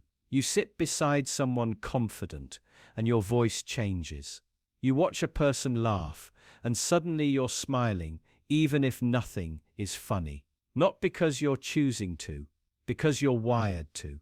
These aren't just habits, they're reflexes, fast, unconscious, and hard to block. It means your mood, your posture, even your silence can act like a virus. A silent transmission passed between nervous systems, skipping over logic, skipping over consent. And now the question deepens: if a simple yawn can ripple through a group like that, what else can you plant into people's minds with just the right glance, the right sigh, the right rhythm in your speech? What if sadness spreads like this, or fear? What if you can enter a room and make everyone feel a little heavier, just by looking disappointed? What if you could make someone doubt themselves, not by criticizing them, but just by subtly changing how you hold your face? What if you already do? It starts to feel less like communication and more like programming. Small signals shaping other people's nervous systems in ways they'll never detect. A slow drift of thoughts and feelings that don't feel foreign, because they arrive through mimicry, not logic. They think the emotion is theirs, The thought is theirs. But it started with you. And if this is true, if behavior can pass invisibly like this, how much of who you are was never yours to begin with? How many of your preferences, reactions, or moods are just the echo of someone else's inner state? You think you're deciding how to feel, but maybe you're just catching signals, picking up rhythms, carrying mental contagions passed from face to face, voice to voice. You might believe you're immune, that you're observant, aware, but even awareness doesn't stop the process. These patterns bypass awareness. They sit beneath it. They reach the body before they reach the mind. So you think you're being calm because you decided to be calm. But really, you might just be near someone who seems calm. You think your opinion formed from careful thought. But maybe it formed from the way someone tilted their head when they spoke to you. And if all that's true, if identity is this permeable, then where do you end and others begin? At what point do your reactions stop being yours? When you fake a yawn and someone else copies it, are they responding to you or becoming you? This isn't about empathy. This isn't about kindness or connection. It's about manipulation that doesn't feel like manipulation. Influence without intent. Power that operates invisibly, constantly, from everyone to everyone, all the time. You can test it. Next time you're in a quiet room, fake a yawn. Watch what happens. It doesn't need to be exaggerated. Just enough for someone to see it. Then wait. You'll feel the moment it lands, not because they say anything, but because their body mirrors yours, not perfectly, not immediately, but predictably, like a code being executed, like a system being triggered. And once you see it, you won't be able to unsee it. You'll start noticing how your own reactions aren't entirely yours, how easily your thoughts bend to fit the emotional atmosphere around you, how quickly your face starts to match the faces around it. And then you'll start to wonder how much of what you feel was planted. How many of your decisions were quiet imitations? How often were you simply following, without realizing you were being led? Because when something as small as a yawn can make the whole room tired, it becomes hard to believe that anything you feel is truly yours. You ask for help. That part feels simple. You admit you don't know what you're doing. You say you're lost. You say you want someone to show you the way. And for a moment, you feel a kind of peace, as if the worst part, admitting weakness, is already over. But that's not the end. That's only the opening move. What comes next is harder, and you don't realize it until you're already inside it. Because once you ask for help, the next step is letting someone else lead. Not just advise, not just encourage, but direct, shape, challenge, correct. And that's where everything in you starts to resist. You want to be rescued, but you don't want to be changed. You want answers, but not the kind that dismantle your pride. You want guidance, but only if it still lets you feel smart, capable, in control. The moment someone starts telling you something uncomfortable, something you didn't expect or don't want to hear, you flinch, you argue, you retreat. You nod while disagreeing silently. You pretend to listen while bracing against every word. And you start to realize that asking for help is not the same as being teachable. Being teachable means surrendering the version of yourself that always wants to be right. It means sitting still while someone else points out what you missed, misunderstood, or ignored. It means seeing the gap between who you think you are and who you actually are, and not running from that discomfort. It's not easy, especially if you've built your identity around competence. If being the one who knows has always been your safety net, letting someone else guide you feels like losing yourself. Like stepping off solid ground into something uncertain, unstable, exposed. And even when you do listen, when you force yourself to stay quiet, to take in the correction, you start narrating over it in your head, explaining why it doesn't fully apply, why you already knew it, why if things were different, you wouldn't need this help at all. But that's not learning. That's defending. That's pretending to grow while protecting the very part of you that needs to change. You ask for help, and then you expect to stay the same. But real help rewrites you. It breaks things open. It moves your center of gravity, and it does it slowly, uncomfortably, sometimes painfully. You have to sit there while someone sees through you, sees where you're stuck, sees what you avoid, sees what you're not willing to admit, even to yourself. And sometimes they're wrong. Sometimes the advice misses. But part of learning is sorting through that. Not rejecting everything, because some of it hurts. Not walking away the moment something challenges your self-image. Because the real danger isn't being wrong. The real danger is being uncorrectable. Being someone who can't be shown anything new without feeling attacked. Someone who asks for help just to confirm what they already believe. There's a hidden arrogance in always needing to appear smart. A quiet selfishness in only accepting the help that flatters you. And the more you do it, the more you limit yourself to the world you already understand. A smaller world, a safer one. One that never asks too much of you. But help, real help, is supposed to disrupt. It's supposed to make you see that the way you've been doing things isn't working, that something has to give, that your habits, your thoughts, your perspective, it's not enough. So when someone begins to teach you, the question isn't just, do they know what they're talking about? The question is, can I let go of needing to be the one who knows? Because if you can't, then you'll waste every opportunity. You'll sabotage every lesson. You'll walk away from the very growth you said you wanted, all because it didn't feel good enough in the moment. You asked for help, but help is never passive. It's not something you receive like a gift. It's something you participate in, submit to, engage with, even when it's uncomfortable, especially when it's uncomfortable, because that's when the real learning happens. When your instincts are telling you to shut down, but you don't. When you feel yourself bracing for criticism, but you stay open anyway. When someone you respect says something that stings, and instead of explaining it away, you ask yourself why it hit so hard, what it touched, what it revealed, and then you sit with that, and you let it teach you. Because the most dangerous thing isn't ignorance.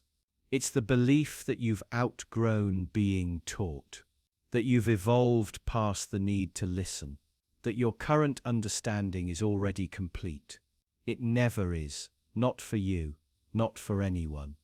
So ask for help, and then when it comes, don't flinch, don't argue, don't explain. Let yourself be wrong, let yourself be reshaped, and maybe most importantly, let go of the version of you who can't bear to be seen as unfinished. Because you are unfinished. We all are. And help only works when you're willing to let it undo you. Bit by bit, quietly, without applause, without defense, without needing to feel good about it. Because help is not a comfort, it's a mirror, and not everyone has the stomach to look into it and stay. They'll remember what you say if you touch something while saying it. Not just remember the words, but feel like they mattered more, even if they don't know why. You might have seen this without realizing. A teacher picks up a book just before making a key point. A politician grips the edge of a podium right before making a promise. A parent sets a hand on the table and says, "Don't forget this." The gesture seems meaningless. Background, but later when you try to remember what they said, it's the words from that exact moment that come back. Word for word, clearer than the rest. The object doesn't matter. It can be a pen, a phone, a doorknob. What matters is the contact. The moment your body connects to something solid, something real, it grounds your words. It anchors them. It turns language into memory. And here's what makes it strange. You don't need to point or draw attention or make a show of it. The effect still happens. Quietly, subtly. The brain links the sensation of touch with the moment of meaning. One physical action, one piece of information, bound together without your awareness. You can even try it yourself. Say something neutral, then say something important while placing your hand on an object. Later, ask what they remember. It's almost always the second thing, not because it was louder or clearer, but because it felt more real. No one teaches you this. There's no formal rule, no chapter in a book that tells you how much power lives in a gesture that seems so small. But once you see it, it's hard to unsee. You begin to notice how people use their hands not to express emotion, but to guide memory, and the implications run deeper than persuasion or influence. Think about what it means for trust, for belief, for memory itself. Imagine someone telling you a lie, and they happen to touch a chair while they say it. Just that. Nothing else. Days later, you remember the lie as truth, because it came wrapped in the feeling of something physical, tangible, present. You didn't just hear it, you felt it, and feeling something changes how your brain stores it. Now think about how this can be used, not just in speeches or conversations or arguments, but in confessions, manipulations, apologies. A person could say something cruel and then touch an object before saying, "But I love you." What part do you think will echo in your head later? You won't remember the cruelty. You'll remember the affection. You'll remember the softness in their voice, the warmth in their eyes, and the moment their fingers brushed against the table. And if this sounds harmless, ask yourself this: how many of your most vivid memories are real, and how many were just anchored? Maybe there's something you believe deeply, emotionally, that was never based on fact. Maybe it felt true simply because it came with a gesture, a physical cue, something that made the moment stick harder than the rest. And now, if you're starting to feel unsettled, it's because the effect is impossible to untangle. There's no clear separation between what's true and what simply felt true when you first heard it. There's no undoing the impression, no rewinding your memory back to neutrality. You're left carrying a version of reality that was constructed without your consent, without your awareness. And the worst part is, you might have done it to someone else. Maybe you didn't mean to. Maybe you just placed your hand on a glass while saying something serious. Maybe you touched a friend's arm while offering advice. You weren't trying to manipulate them. But now that sentence is branded into their memory. Not because it mattered, but because your body told them it did. Now imagine doing it on purpose. Quietly. Repeatedly. Over time, a touch of the coffee mug when making a promise. A touch of the phone when telling a story. A touch of the doorframe before offering reassurance. Each one sinks a little deeper. Each one bypasses their critical thinking, goes straight to storage, until finally they trust what you say more than what they see. And that's what makes this dangerous. It doesn't change minds. It bypasses minds. It doesn't build logic, it builds certainty. You could be completely wrong and still be believed, simply because you knew when to place your hand on the table. And even now, knowing all this, your brain won't protect you. If someone uses this on you tomorrow, it will still work. You'll still remember what they said. You'll still trust it more, and you'll never quite know why. Because memory isn't fair. It doesn't preserve what's true. It preserves what felt true. And nothing feels more true than a sentence grounded in touch. Solid, calm, intentional. So maybe the most dangerous kind of influence isn't loud or persuasive or clever. Maybe it's the kind that feels completely harmless, completely invisible, completely real. Just a hand on a chair, a moment of silence, and then a sentence you'll never forget. What if the only reason something feels valuable is because it's out of reach? A luxury bag behind glass, a velvet rope in front of a closed door, a countdown timer beneath a product online. The illusion is everywhere that rarity means importance, that the less accessible something is, the more worthy it becomes. It's not always a lie, but it's also not a truth.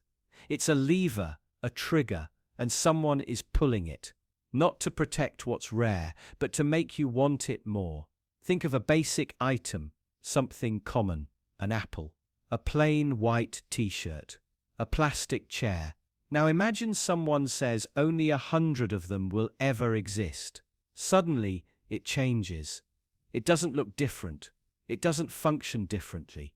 But you feel different. You start to think differently. You become protective of it. You start to assign it meaning. But why? Because your brain confuses rarity with value.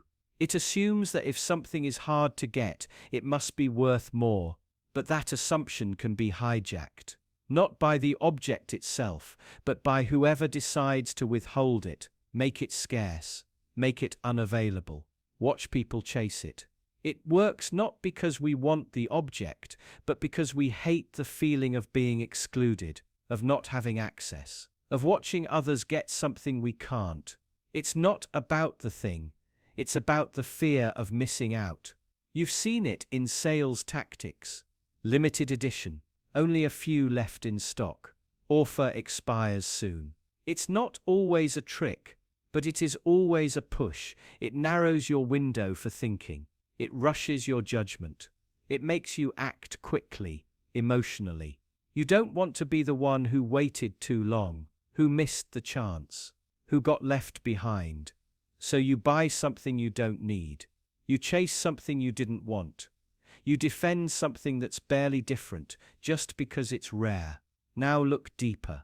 Think about how this plays out in your relationships, in social circles, in dating, in status. If someone appears slightly distant, slightly unavailable, slightly hard to read, they suddenly seem more attractive, more mysterious, more desirable. Not because they offer more, but because they reveal less. The moment someone becomes fully available, fully known, fully present, the illusion fades. They become familiar, predictable. And what's predictable feels less urgent. You start to take it for granted. You stop paying attention. And sometimes, without even meaning to, you start to pull away. This isn't cruelty. It's cognitive.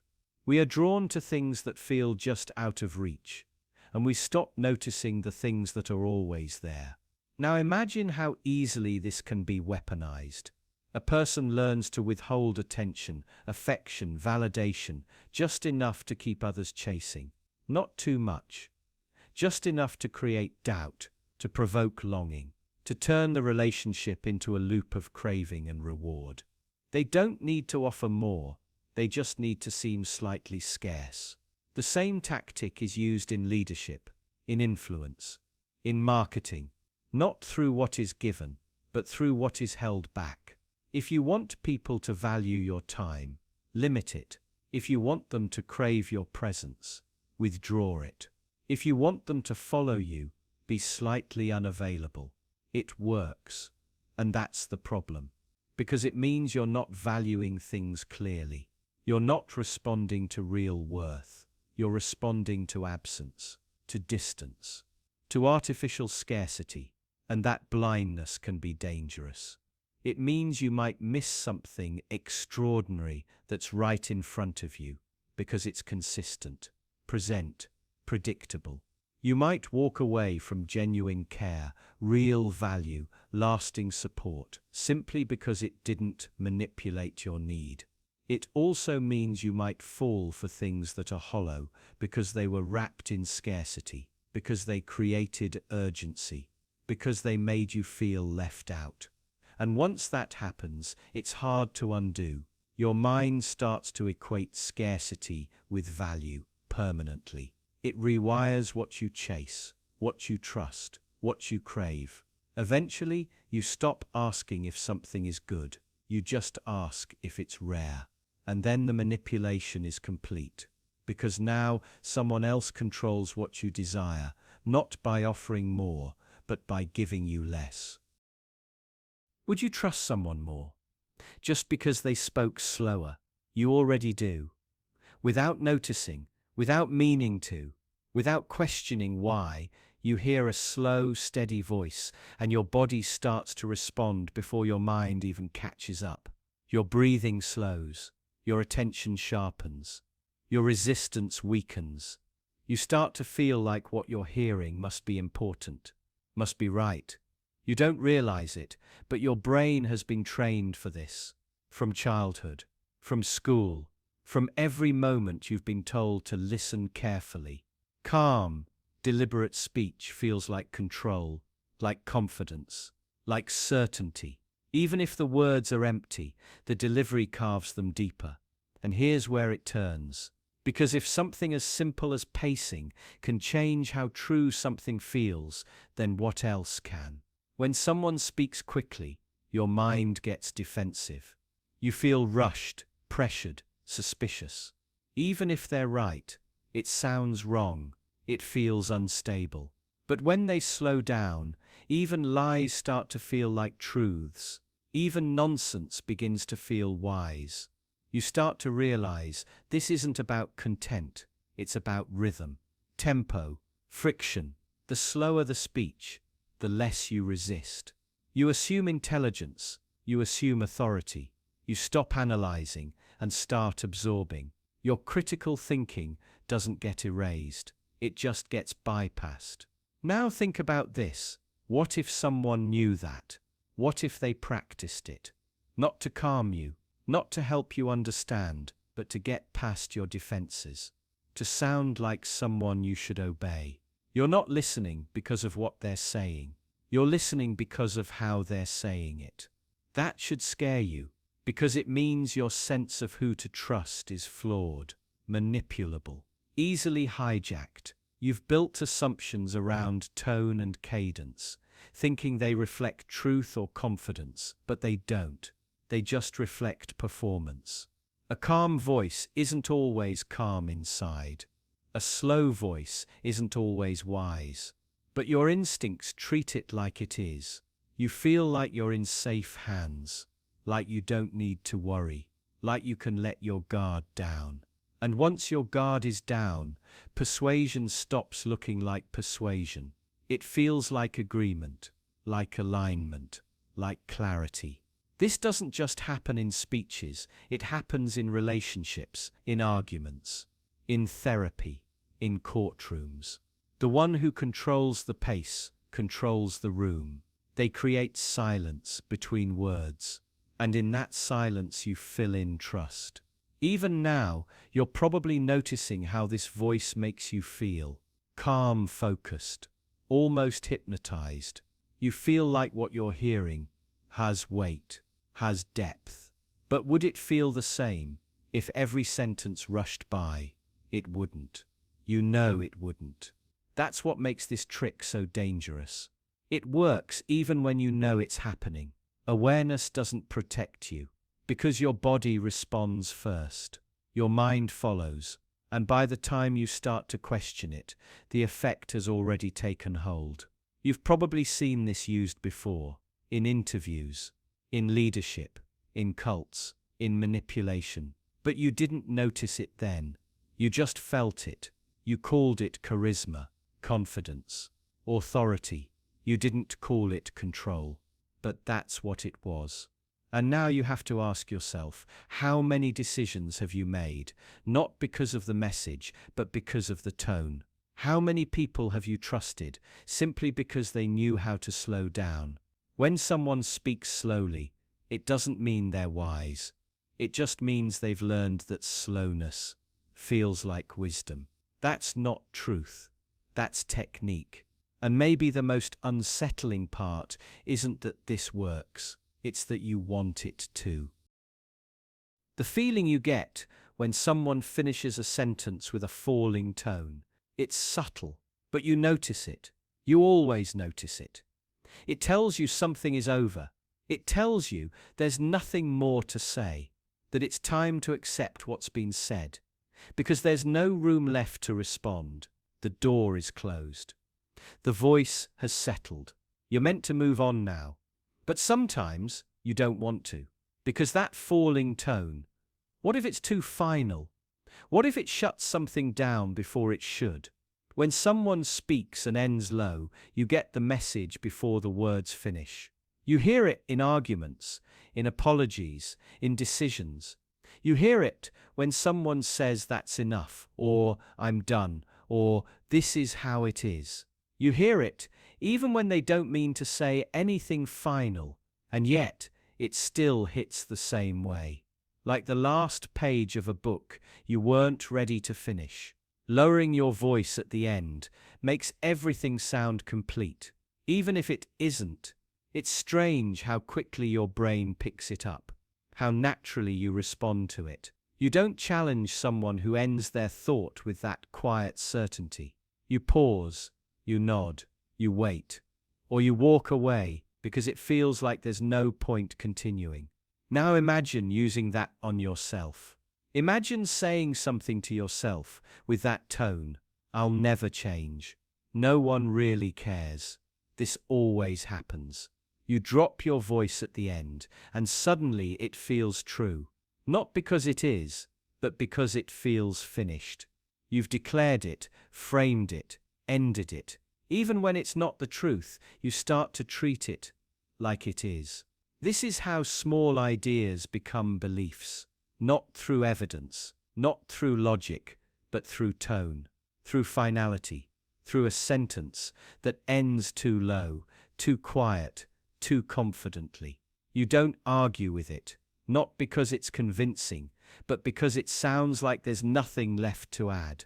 And if you do that often enough, you stop leaving space for doubt or for change, or for anything that might reopen the question. You start to believe things just because you've said them a certain way too many times. Listen to how people speak when they're uncertain. Their voice doesn't settle. It rises slightly, even when they're not asking a question. Because they're leaving a door open. They're still looking, still deciding, still willing to be moved. But when the voice drops, when it falls, it signals something different, something closed, something decided. And sometimes that's exactly what you want. Certainty, finality, control. But there's danger in it too, because not every conclusion deserves to be final. Not every thought should be allowed to settle that easily. When you end something with a falling tone, you kill the conversation. Even when that conversation is with yourself. Think about the things you believe about who you are. Where did they come from? How many of them are just phrases you've said too many times, in that same tired, resigned tone? I can't do that. I'm just not that kind of person. It never works out. That's just the way I am. Over and over, you repeat them. Not because they're real, but because you've ended them the same way. Again and again. Lower voice. Final tone. Full stop. No room for question. No opening for revision. Just a quiet, unshakable sense of being done. This is how a trick becomes a trap. You think you're making peace with your flaws, but maybe you're just sealing them in. You think you're being realistic, but maybe you're just repeating a decision you made years ago, one you've never dared to revisit. And now when someone challenges that belief, it feels like they're violating something sacred. Not because they're wrong, but because they're reopening something you thought was closed. Something you've protected for so long, with the armor of your own voice. But here's the question. What if you're wrong? What if the truth was never in the words you said, but in the way you said them? What if the real lie wasn't the content of your thoughts, but the tone that made them feel unchangeable? You never questioned it, because it sounded true, because it felt final. So now try listening differently. Notice when someone lowers their voice at the end. Ask yourself what they've just decided, maybe without realizing it. Ask yourself if it should be challenged, or reopened, or simply heard again, without the illusion of closure. And when you hear yourself do it, pause. Don't trust it, just because it sounds sure. Don't let that quiet certainty fool you. Sometimes all it takes to change what you believe is to stop ending the sentence so low. Let the thought stay open. Let it hover. Because some things aren't meant to be finished yet. And maybe the most dangerous lies are the ones we say to ourselves in a voice that sounds like the truth.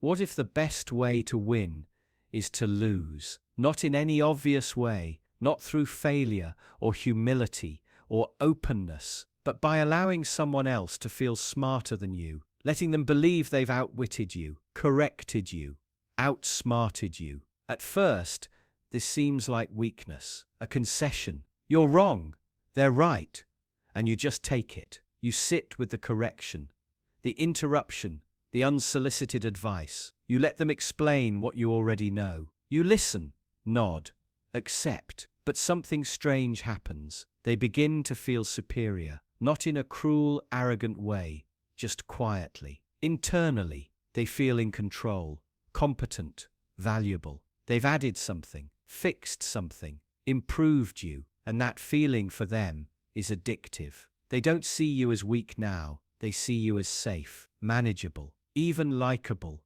You're not a threat, you're someone they can improve, someone they can guide. They feel a subtle authority over you, and with that authority comes comfort. People like feeling correct, but more than that, they like feeling more correct than someone else. It gives them a temporary sense of stability in an uncertain world. They were the one who noticed the error, who knew better, who helped, and they remember that feeling. It makes them like you more, trust you more, want to be around you more, because in some quiet, invisible way, you let them win. Most people don't notice how often they do this: correct, clarify, advise. It feels natural.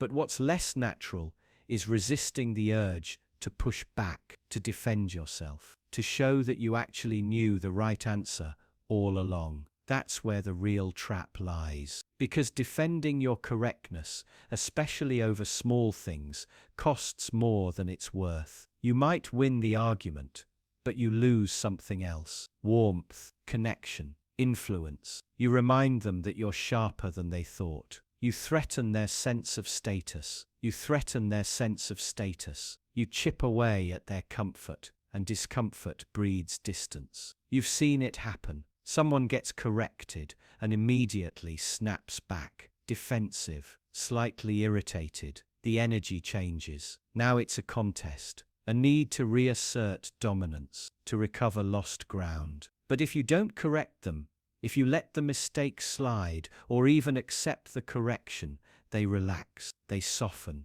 they feel good around you. They feel smart, and people gravitate toward those who make them feel smart. It's not submission, it's strategy. You aren't lying, you aren't manipulating. You're just choosing not to play a game that doesn't need to be played. You don't need to prove anything. You already know you're right. That's enough. Besides, being right is fragile. It disappears as soon as someone else feels challenged. But letting someone else feel right, that lasts. It sticks. It colors every future interaction. It builds trust without effort. Even if they don't remember the details of the correction, they'll remember how it felt to be around you. Safe, respected, validated, and they'll want more of that feeling. The paradox is this: the more you let others feel superior, the more influence you quietly gain, the more power you accumulate,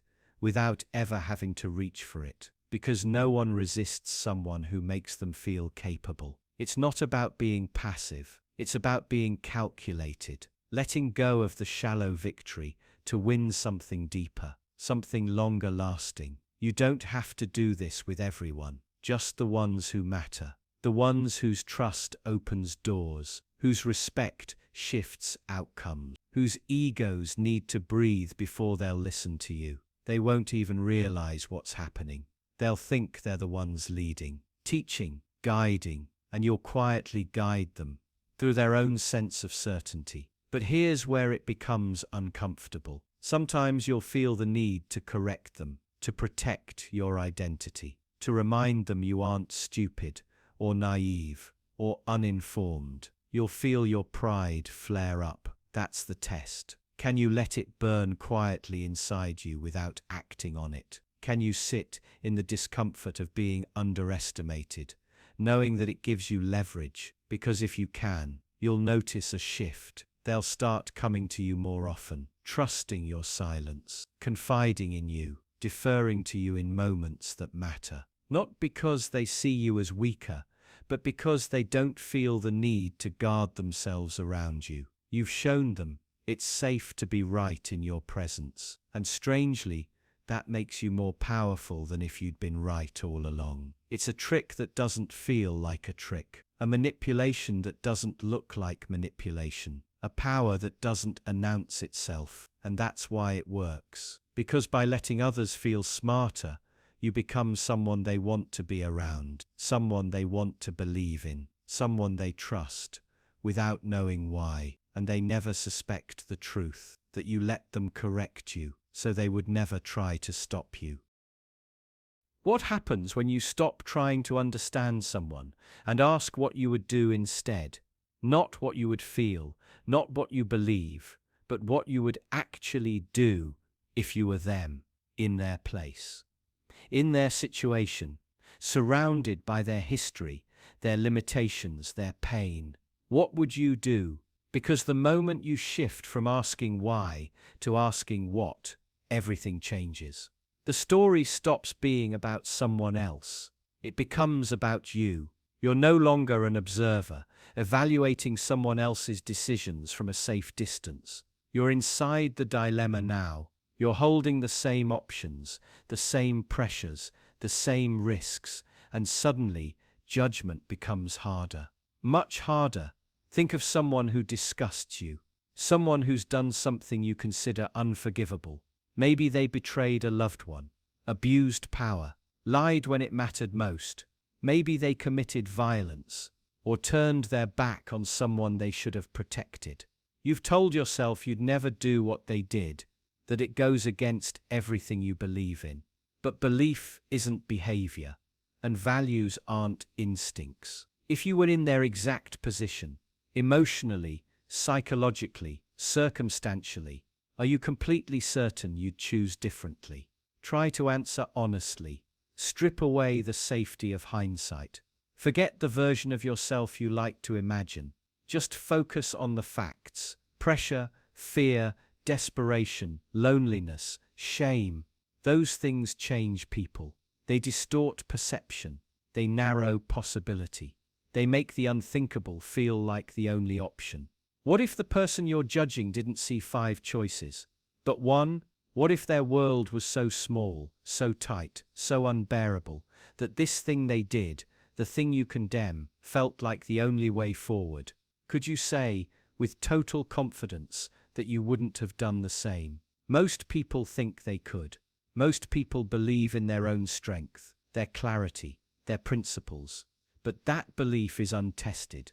It's abstract, imaginary, and that makes it dangerous because it creates distance. You stop seeing the other person as a version of you. You start seeing them as something else, something weaker, or crueler, or fundamentally broken. And that judgment feels good. It feels clean. But it's a lie, a comforting one. The truth is, you don't know what you'd do. Not really. Not until you're there, until the stakes are real, until you're the one facing the decision, with no escape hatch, no audience, just you, the moment, and the consequences. Asking why lets you pretend you're safe from their mistakes, that you'd never lie like that, never hide like that, never lash out, run away, betray someone, abandon yourself. Asking what would I do forces you to admit that you might, and that maybe if you had been them, lived their life, carried their pain, feared what they feared, believed what they believed, maybe your choices would have looked exactly the same. This doesn't excuse anything, it just removes the illusion that you're immune. Because when you start asking, what would I do? You stop seeing monsters, you stop seeing villains, and you start seeing scared, broken people making impossible decisions with incomplete information and limited tools. And you begin to wonder if they're not as different from you as you thought. What does that say about the limits of your own morality, about the people you've hurt, the moments you've justified, the things you've buried? How many of your own actions would look unforgivable from the outside? And if someone else judged you the way you've judged them, would they be wrong? Would they be cruel? Or would they be right? Because judgment feels clean, but empathy contaminates. It forces you to look inward. It makes you feel implicated, involved. It turns the mirror back on you. And maybe that's why asking what would I do feels so dangerous. Because it threatens the stories you tell yourself about who you are. It breaks down the distance between the person you are and the people you'd rather not think about. It makes it harder to hate, harder to punish, harder to protect yourself with outrage. And it leaves you with something else, something quieter, more difficult. A kind of grief, a kind of guilt, a realization that goodness is more fragile than you want it to be. That morality isn't a shield, it's a balancing act. And you are always, every day, closer to falling than you think. So the next time you ask, why would someone do that? Stop. Ask instead, what would I do if that was me? Then sit in the answer. Whatever it is, even if it makes you sick, even if it ruins the story, even if it leaves you no one left to blame. She asked you a question, something personal, something vulnerable. You didn't expect it. So you paused, and in that silence, something strange happened. She looked down, she looked away, and then she started explaining, apologizing, even trying to soften the edges of her own honesty, filling in the space you left behind. You said nothing, but somehow the silence said everything. This happens more than you realize. Not just in conversations, but in how people read your expressions, your pauses, your hesitation. They assume intention where there is none. They interpret your stillness as judgment, your delay as certainty, your glance as meaning. You do it too. Every day, when people don't have answers, they create them.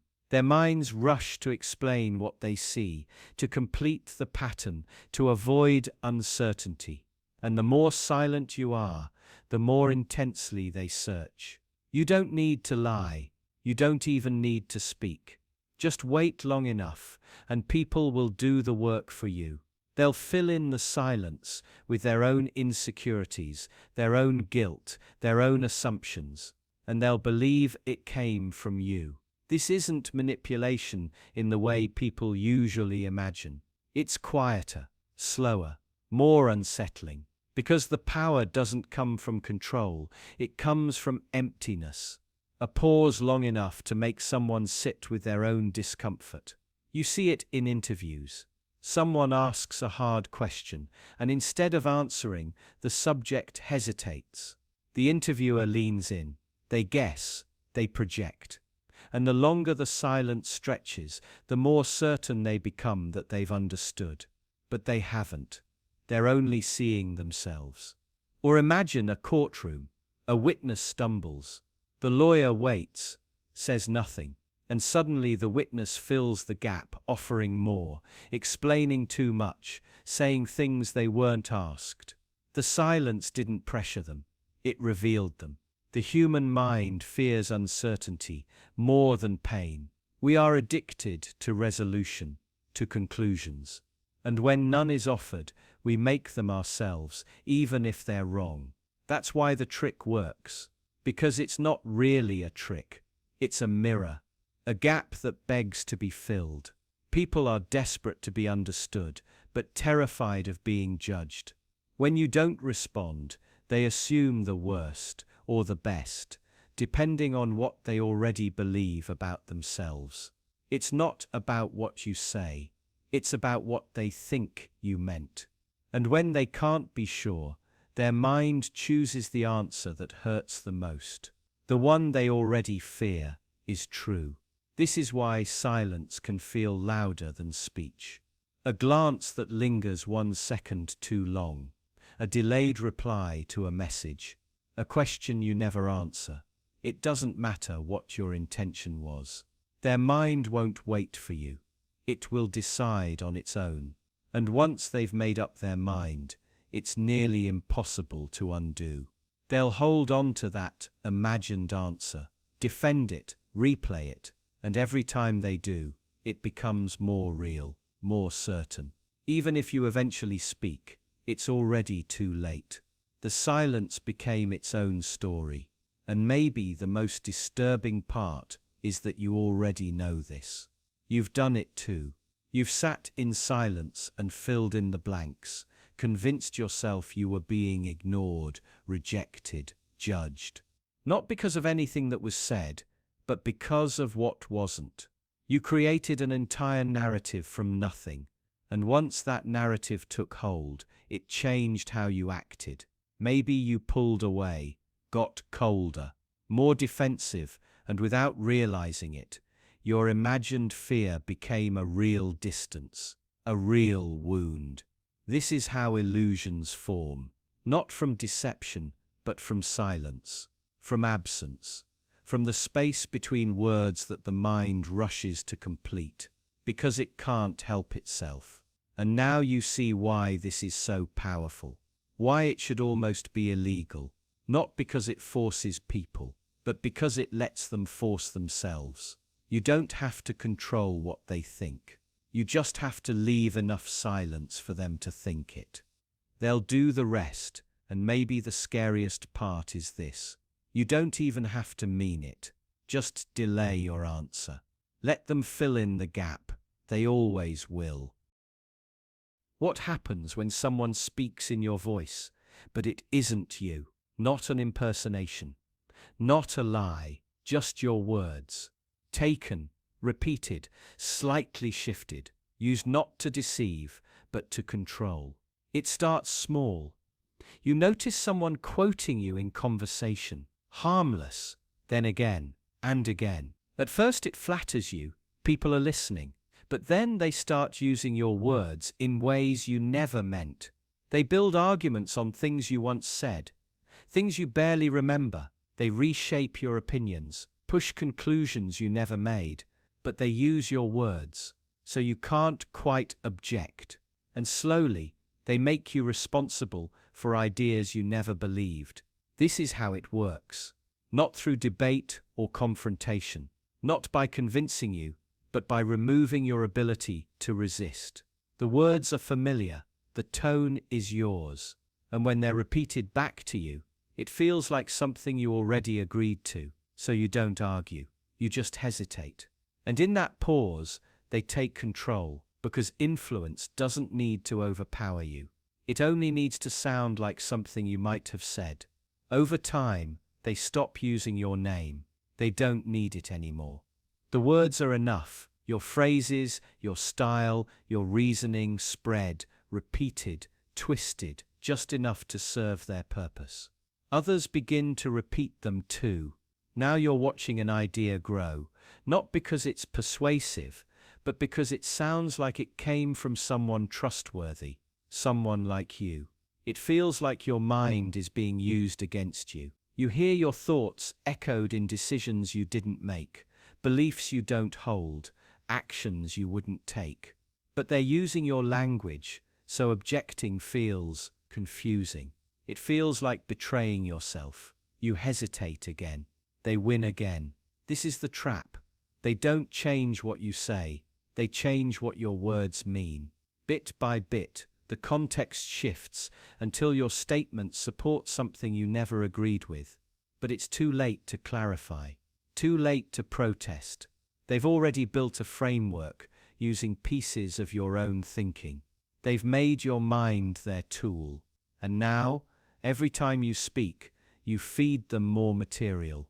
This isn't about manipulation in the way we usually imagine it. It doesn't feel like pressure. It feels like reflection. Like you're watching yourself make decisions you don't remember choosing. And the more you try to explain, the deeper it gets. Because every attempt to clarify adds more to the archive of your voice, more raw material for them to reshape. You become trapped in a mirror of yourself. A version of you built from quotes and phrases and fragments. A version that others trust because it sounds like you. And the more they trust it, the more they follow it. Not realizing that what they're following isn't you at all. Eventually, the real you starts to disappear. You begin censoring yourself, not from fear, but from confusion. You stop speaking with certainty. You avoid strong opinions, not because you've become more open-minded, but because you've seen what happens when your words are captured. Twisted, reused. So you shrink, you speak less, you doubt more. And they don't have to silence you. They just let you silence yourself. And the worst part isn't that people believe the wrong version of you. It's that you start to believe it too. You hear your own words repeated enough times in the wrong context, and they begin to feel real. You start to doubt your intentions. You wonder if maybe you did mean those things. Maybe this is who you are. Maybe it always was. This is what it means to lose your voice. Not to volume, not to censorship, but to erosion. Slowly, gently, your words become someone else's tool, until the only version of you that survives is the one they constructed. One sentence at a time, and when they finally ask for your agreement, it's easy. All they have to do is quote you. Tell someone they're free, and they'll stop looking for the chains. Tell them they're choosing, and they'll obey without resistance. It's not because they're stupid. It's not because they're gullible. It's because control doesn't work best when it's obvious. The moment someone feels forced, they start to push back. But the moment they feel like it was their idea, they commit harder than they ever would under pressure. You've seen this before. A manager gives their team freedom to innovate, but quietly punishes anyone who strays too far.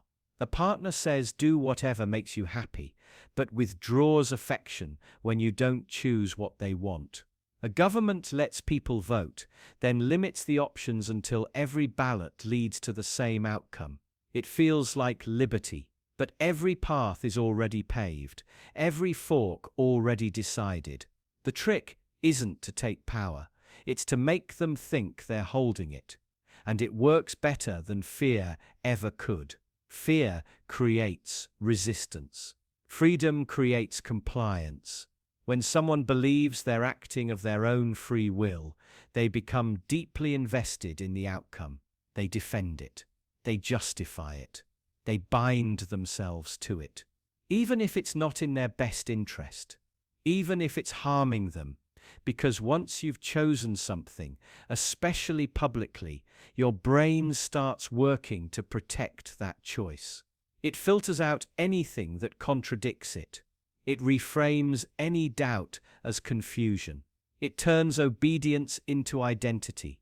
And if someone questions it, if they point out the manipulation, you don't get angry at the manipulator.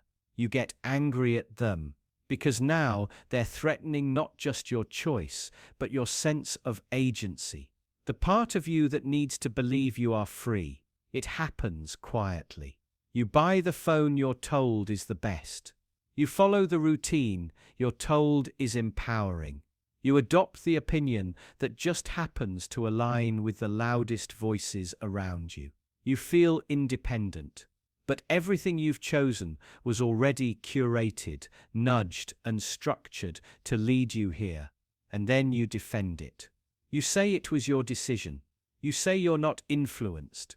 You say you'd know if you were being controlled, but you wouldn't. That's the point. You never notice the pressure when it's coming from inside your own mind. You don't question the belief when it feels like it came from within. And the more you believe it's yours, the harder it is to see how carefully it was planted. Even rebellion can be manufactured. Give people something to resist, and then offer them a safe outlet to channel their defiance. Make them feel powerful while they play within the boundaries you've set. They'll thank you for the illusion of agency. They'll believe they won, but you already knew they would. Because the deepest control doesn't look like rules or threats. It looks like options. It looks like independence. It looks like freedom. And once someone accepts the frame, once they agree to play the game on your terms, you don't need to push them anymore. They'll do it themselves. They'll regulate their own behavior. They'll police each other. They'll enforce norms more strictly than you ever could. Not because they're being forced, but because they want to, because they believe in it. And once belief takes hold, control becomes invisible. That's the real trick. Not convincing someone to obey, but making them feel like obedience is freedom. Because then, even if you stop pulling the strings, they keep dancing, and they don't even know why. Make eye contact 60% of the time. Not more, not less. If it's too little, you'll seem evasive, untrustworthy, even weak. But if it's too much, something darker begins to surface. You'll seem aggressive, manipulative, unsettling. People will feel you're trying to dominate them. They won't know why they feel uncomfortable. They'll just want to look away. So, they say, the right number is 60%. Just enough to show confidence, not so much that it feels like control. But here's the part no one tells you.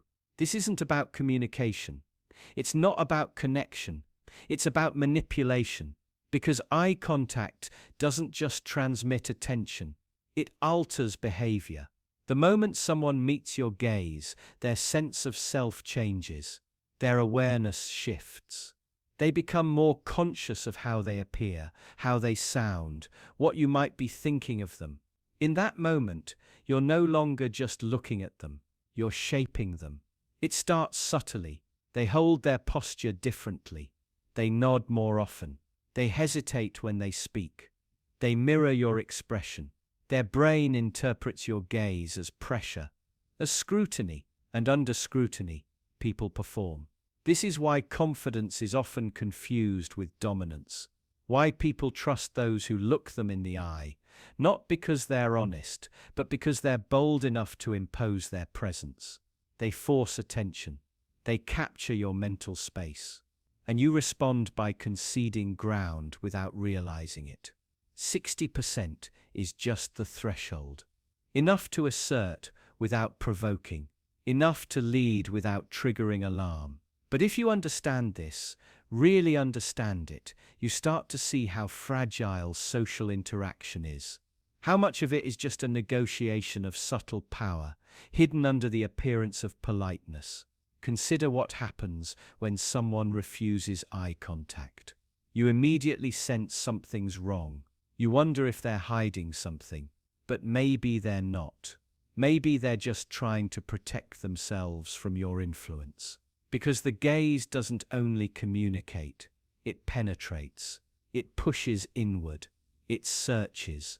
And that can be unbearable for people who don't want to be seen. Not because they're guilty, but because being seen means being vulnerable. Now think about this in reverse. Think about how often you break eye contact without realizing it. When someone holds your gaze just slightly longer than normal. When their eyes don't blink, when their stare doesn't soften, you feel yourself pulling away.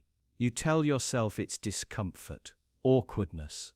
But what if it's fear, not fear of the person, fear of being seen too clearly, Fear that they'll detect the parts of you you've trained yourself to hide. Your uncertainty, your self-doubt, your quiet calculations. Because when someone sees you, really sees you, you lose control. Your mask weakens, your guard slips.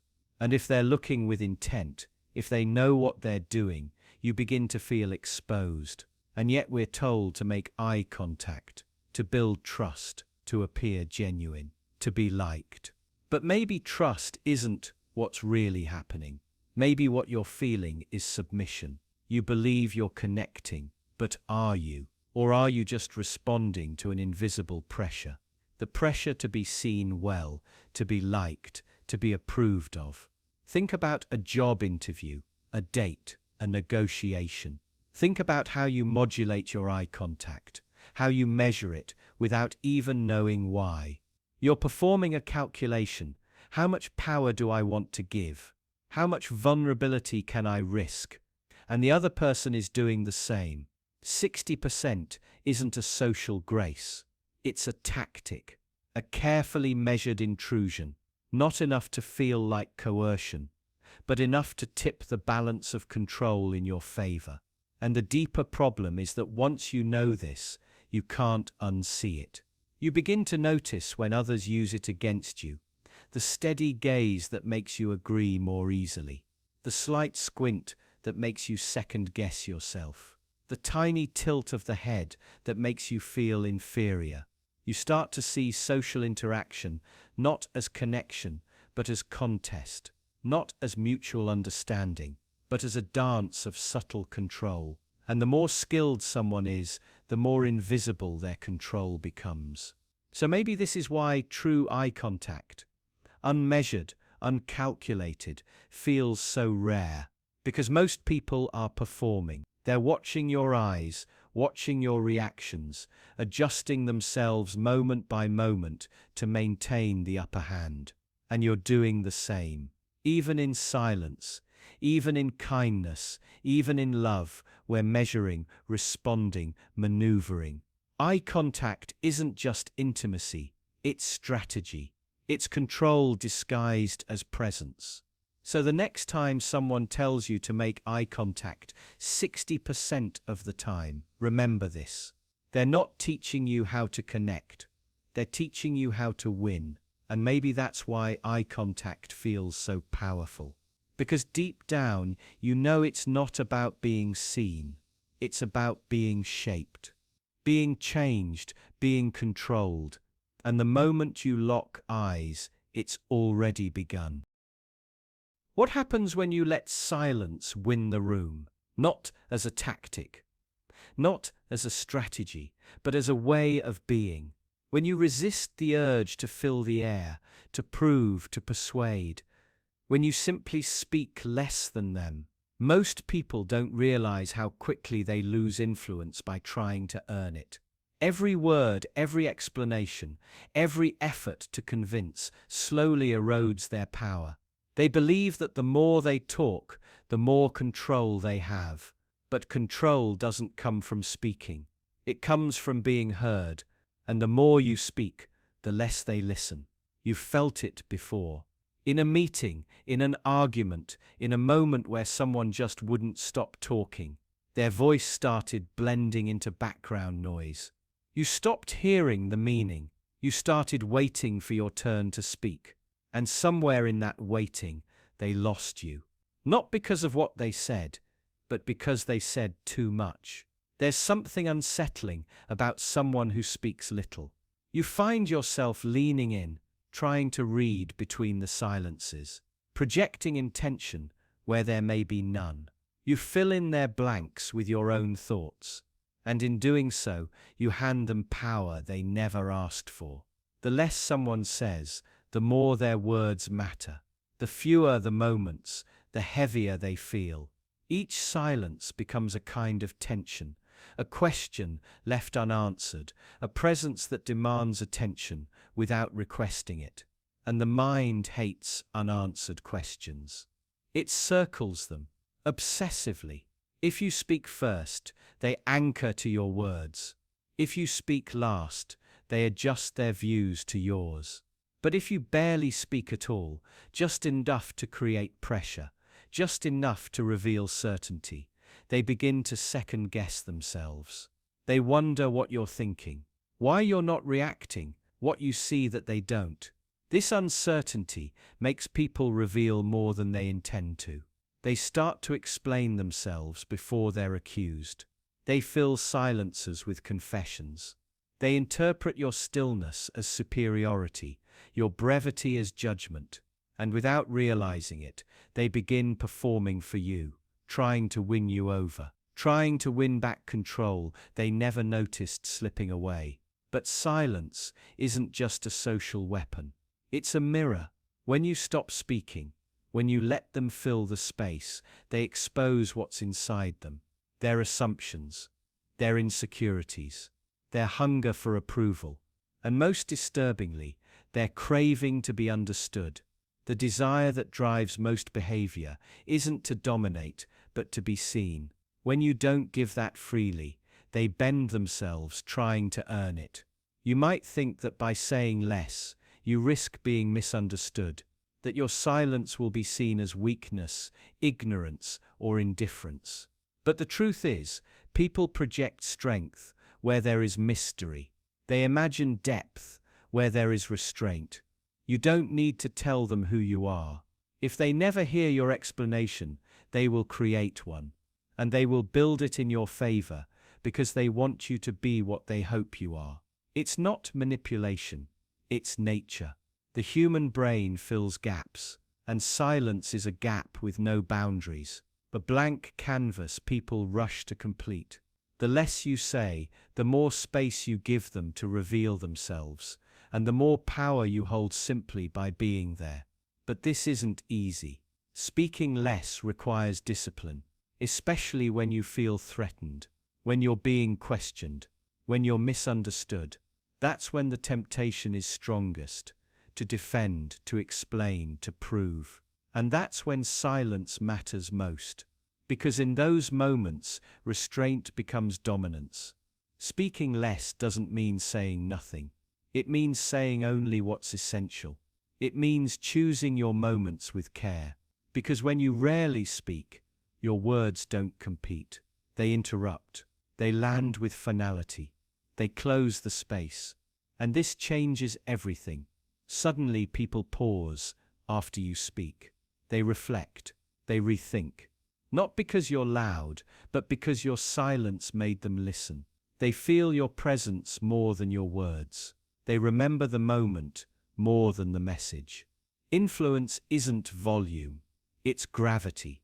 But there's a darker reason why this works. And it's this: most people are uncomfortable with themselves.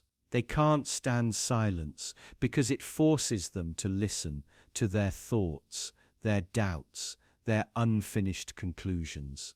When you speak less, you don't just control the room, you force others to face their own minds. And they will do almost anything to escape that. That's why they keep talking. That's why they chase your reactions. That's why they fill the space with noise, not to influence you, but to protect themselves, to escape the quiet they fear. And the longer you hold the silence, the more they crumble under the weight of their own noise. So you stay quiet. You watch. You wait. You listen, not to reply, but to learn. And every moment you don't speak becomes an invitation they can't resist, a pressure they can't escape.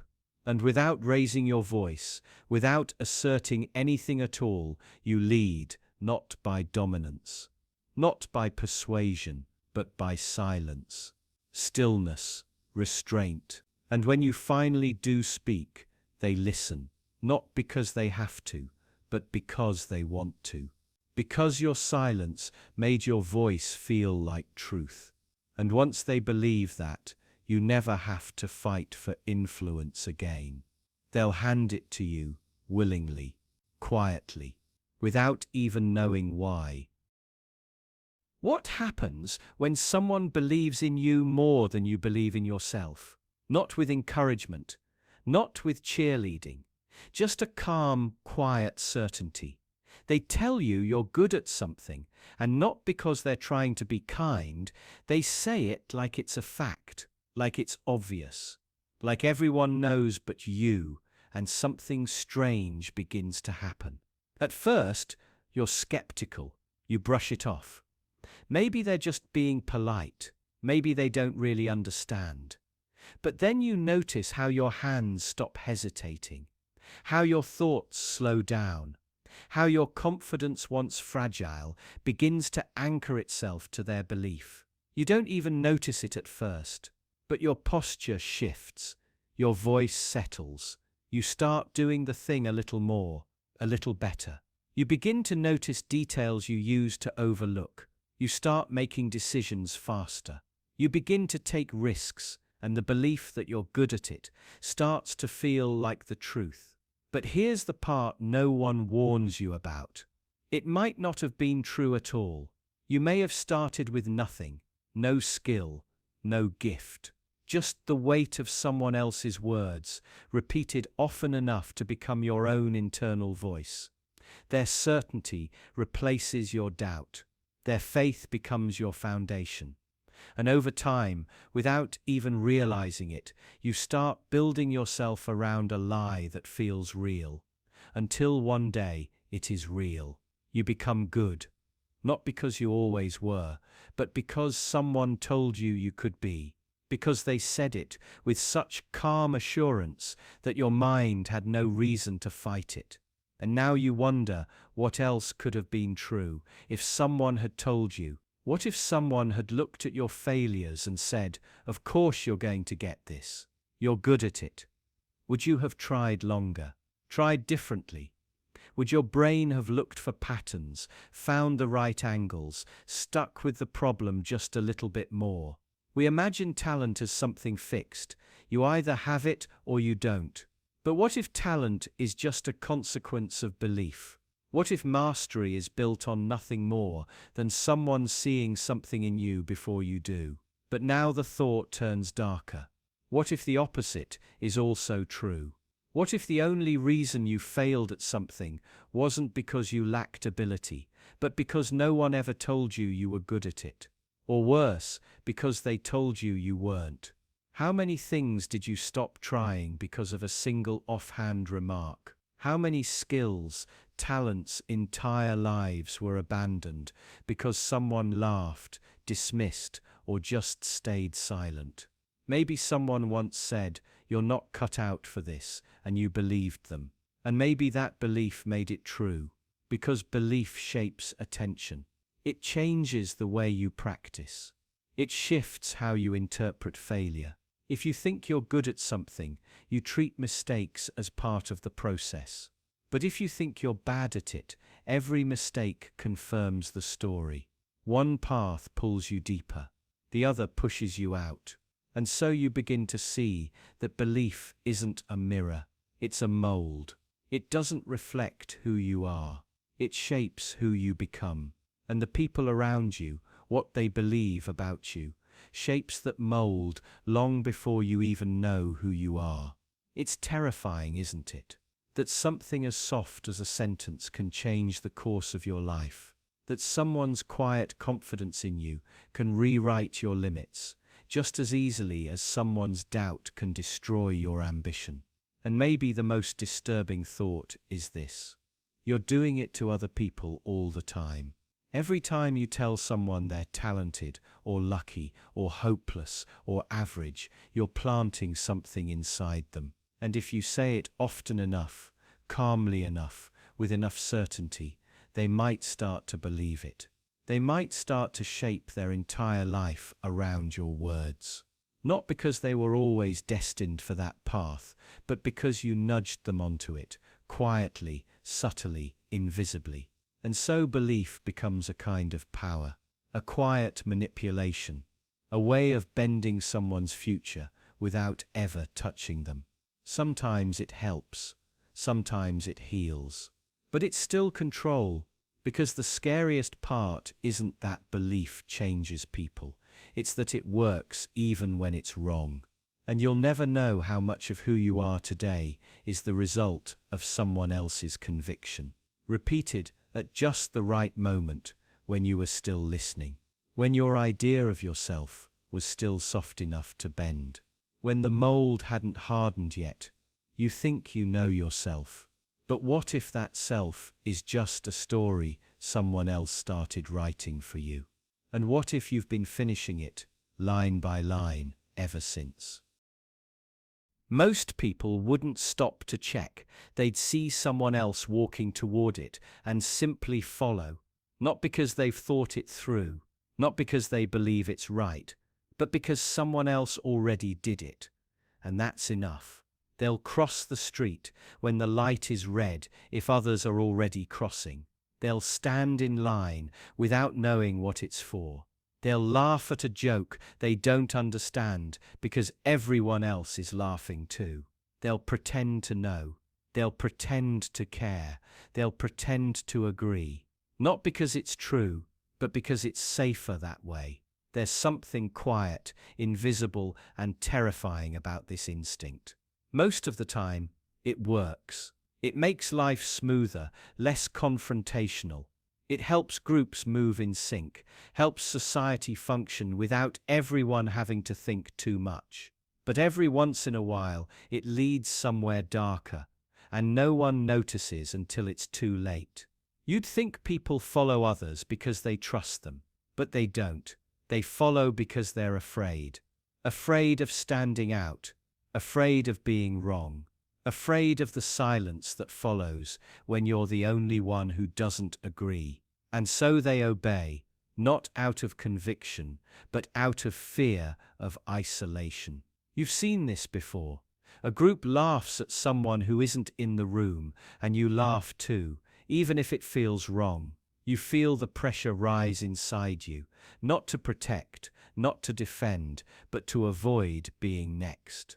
You look around, waiting to see what the others will do, and when they don't say anything, neither do you. It's easier to mirror than to resist. You start to feel the weight of that silence, the way it grows when no one pushes back. You tell yourself you're not responsible, you were just going along with everyone else. But if everyone else is thinking the same thing, then who's left to stop it? Who's supposed to question the direction when everyone's eyes are fixed on someone else? And here's the problem.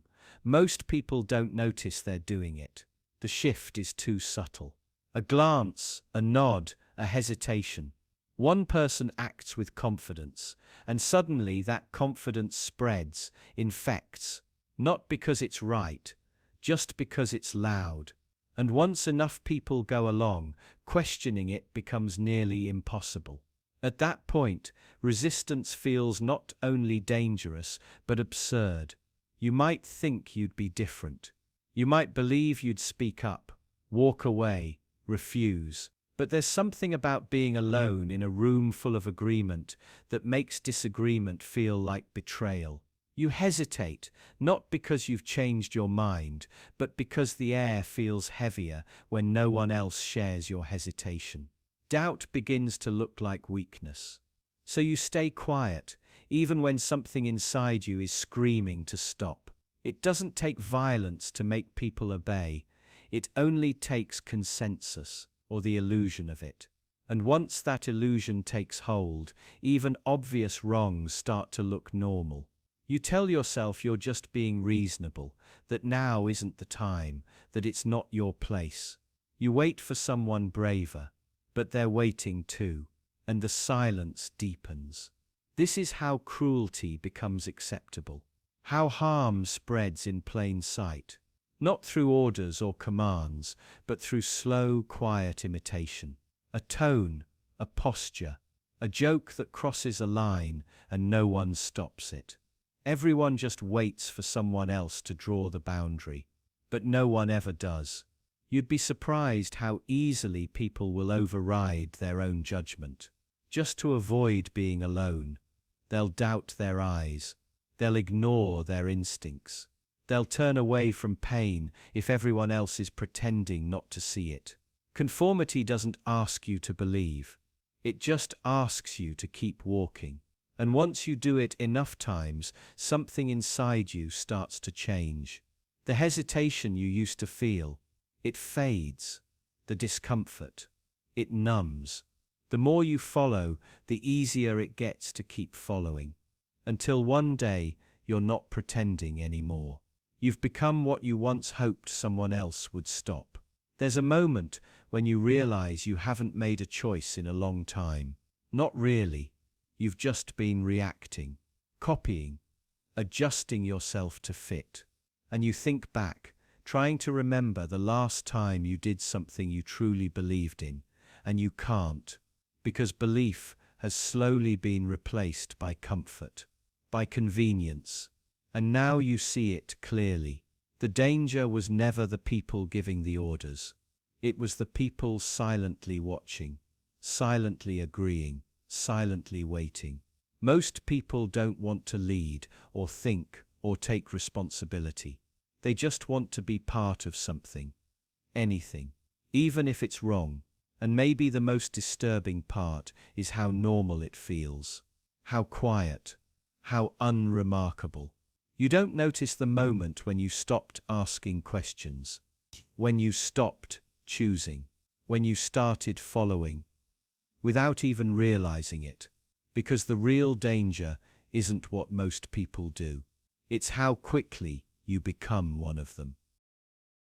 You can disarm someone without saying a word, just by how you stand, how you tilt your head, how relaxed your shoulders are. You can make someone feel safe or threatened just by how much space you take up and how much you seem willing to give. You already know this. Even if you've never thought about it directly, you've felt it.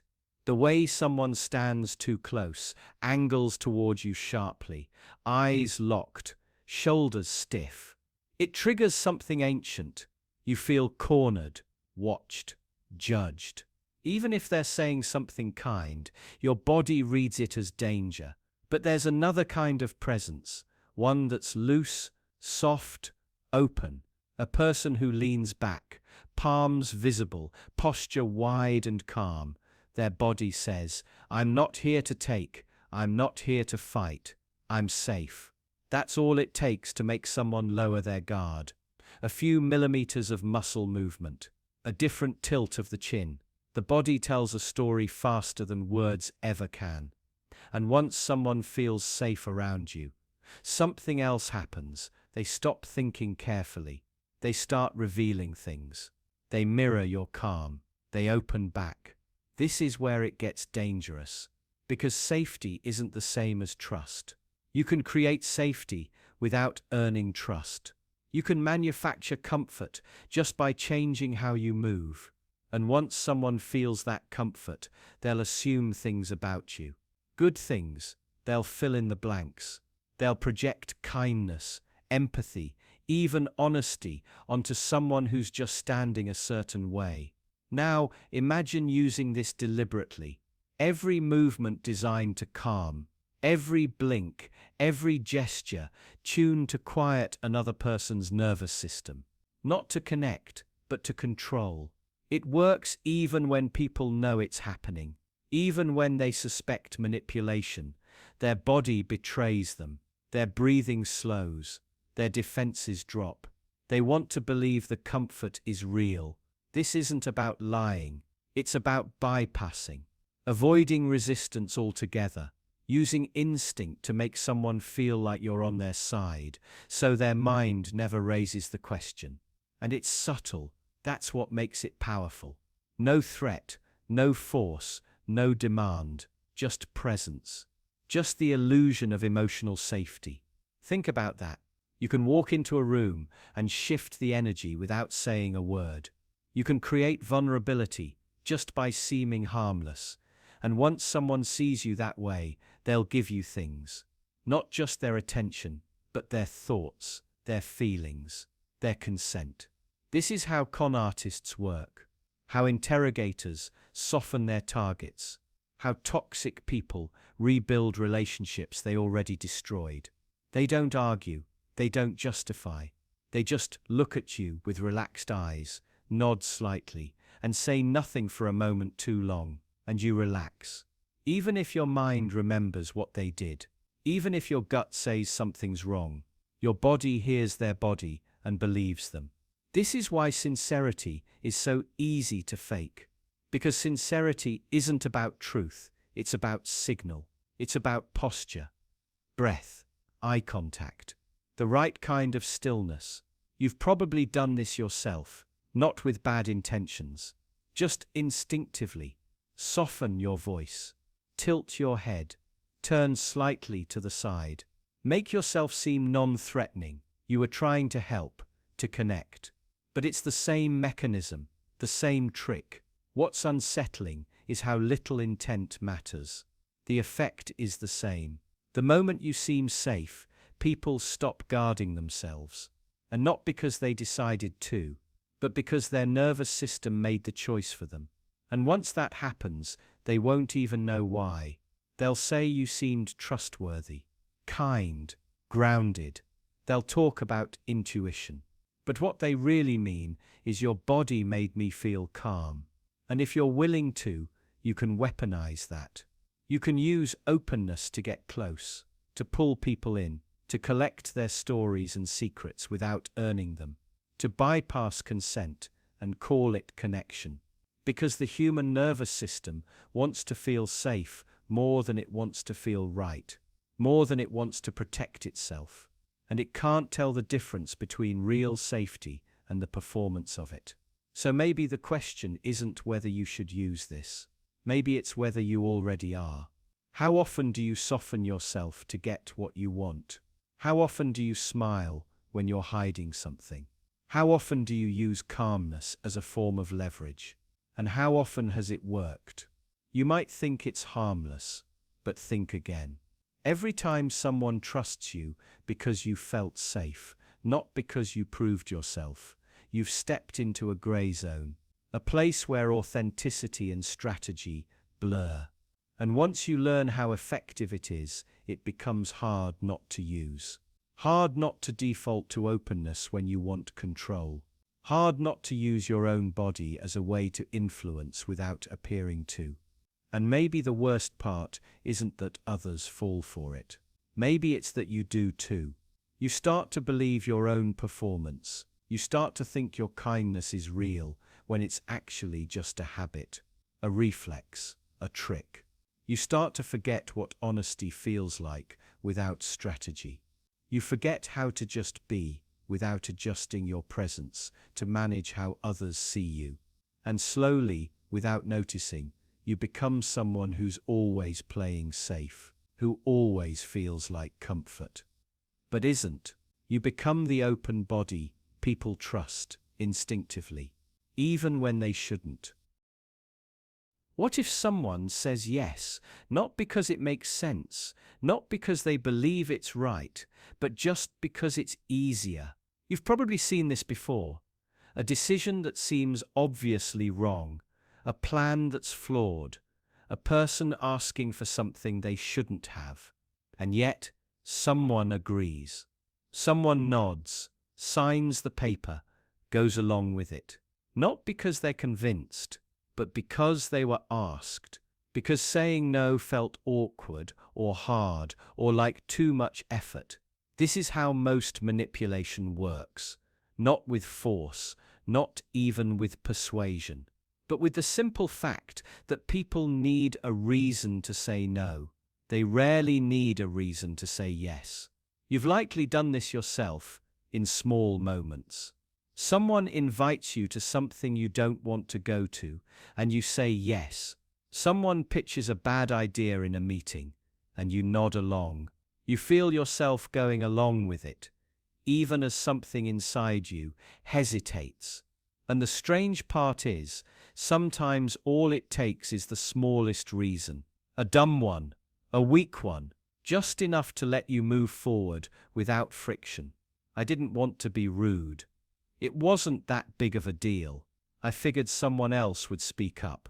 But every yes, no matter how small, carries weight. It sets things in motion. And once you've said yes, even for a dumb reason, your mind starts to defend it. You don't just go along with the choice. You begin to justify it, rationalize it, protect it. You stop seeing it as a compromise and start seeing it as a commitment. And now you're no longer just agreeing, you're invested. This is how people get pulled into scams, into cults, into bad relationships, into jobs they hate. Not all at once.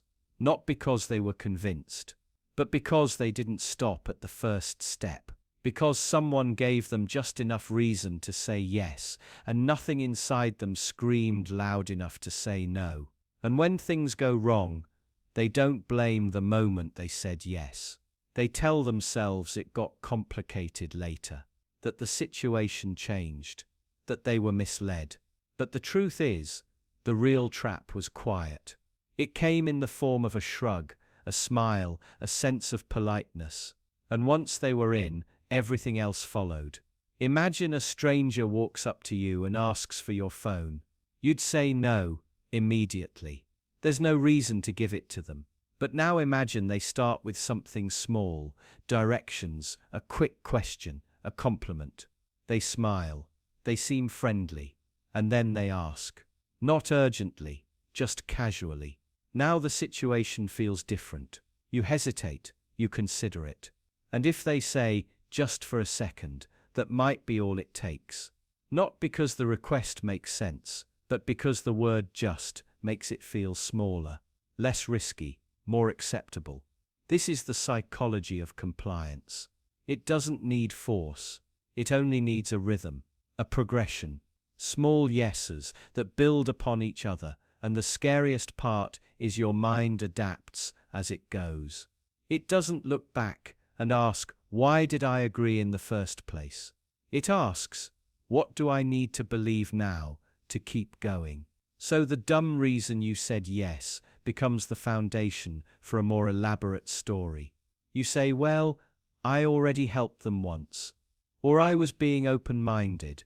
You construct a version of yourself that fits the choice you made, even if it started with something meaningless. And here's where it becomes dangerous. People can exploit this. They don't need to persuade you with logic. They just need to keep you saying yes, one step at a time. And if you ever stop to question it, they'll remind you of your previous yes. They'll use your own consistency against you. They'll say, but you already agreed to this. Or you didn't object before. And now it's not about the decision. It's about your identity, your pride, your need to seem reliable, cooperative, agreeable. This is why resistance is so hard. Not because the other person is persuasive, but because pulling back feels like admitting you were wrong, like backtracking, like conflict. So you keep going, even when it feels off, even when you know better, because somewhere deep down you don't want to look inconsistent. You don't want to look difficult. You don't want to start a scene. And all of that started with a dumb reason to say yes. So next time you feel yourself nodding, agreeing, complying, pause. Don't ask yourself if the reason is good enough. Ask yourself if it's real. Ask yourself if you're agreeing because you believe it, or because you just don't want the discomfort of saying no. Because if someone can get you to say yes, even once, for even a dumb reason, they might not need anything else.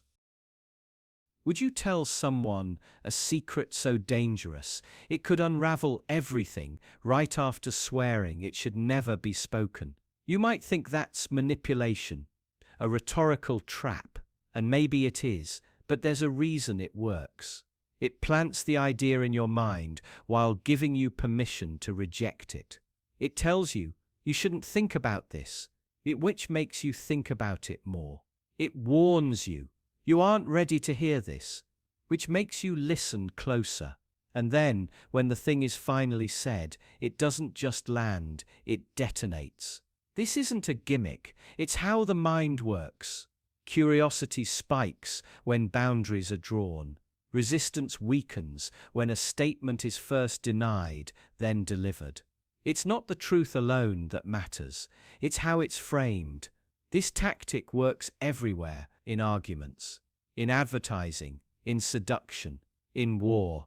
The structure is simple. Hint at danger, warn of impact, then reveal the idea anyway. It bypasses defenses. It makes the listener complicit. You weren't tricked. You chose to hear it. You crossed the line yourself. And once that line is crossed, it's hard to go back. People think their beliefs are built on logic, evidence, reason, but often it's timing, presentation, emotional rhythm. A belief doesn't take root just because it's true. It sticks because of how and when and why it was introduced. You're more suggestible than you think. Not because you're weak, but because you're human. You feel safer when someone tells you you shouldn't believe this. It makes you trust them.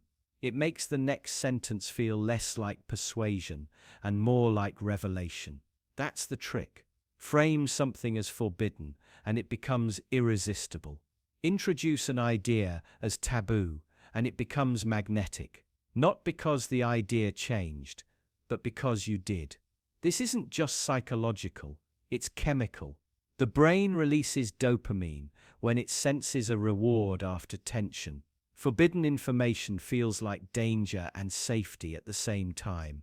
That duality creates focus. It creates memory. You remember what you weren't supposed to hear.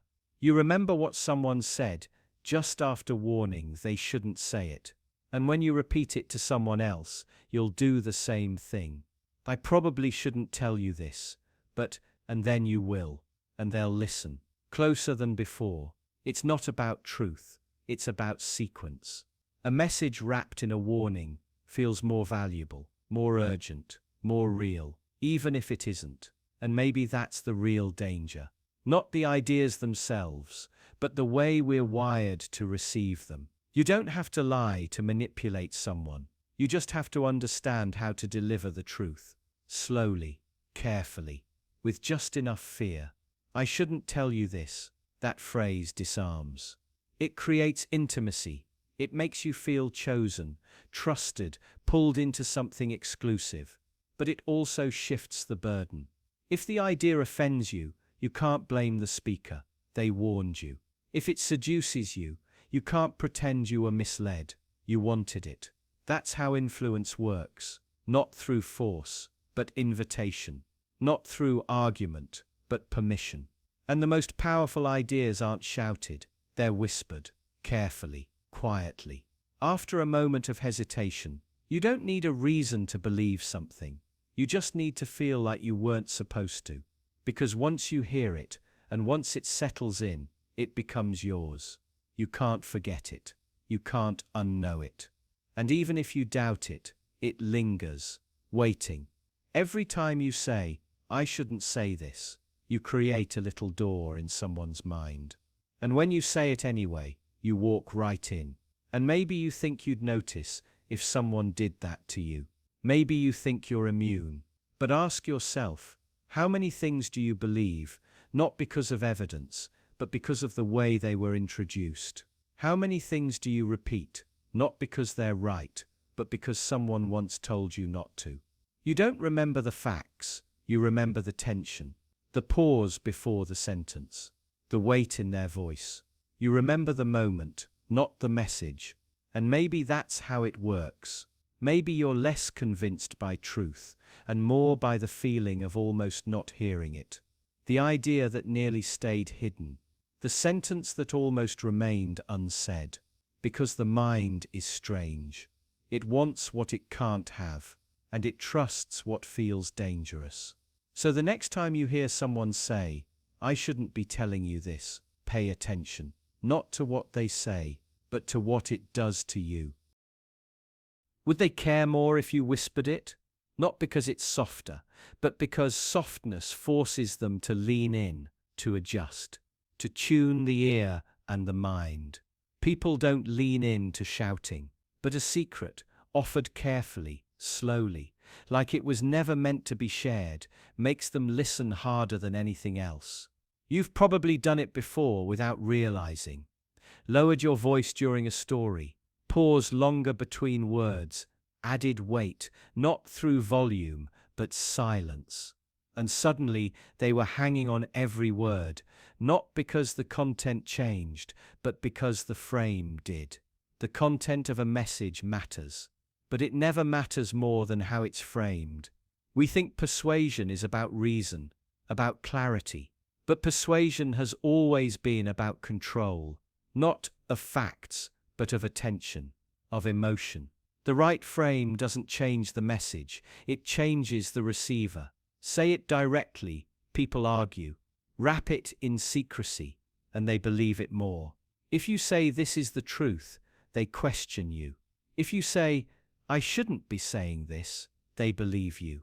When you frame something like a secret, it feels like a violation of boundaries, like access to something forbidden. That sensation isn't conscious, but it creates urgency, and urgency overrides skepticism. Every scam, every manipulation, every propaganda technique understands this. What matters is never just what you say. It's how much it feels like you weren't supposed to say it. Because secrets feel earned. They feel intimate. They feel costly. And once something feels costly, people don't want to waste it. Imagine someone telling you something casual in a loud room. Now imagine someone lowering their voice, checking over their shoulder, and saying it like it could get them in trouble.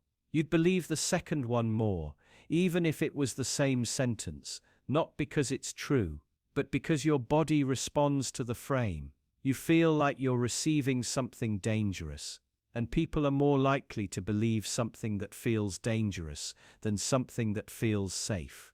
Because safety is boring. And boring doesn't feel true. It feels constructed. That's why people fall for conspiracy theories.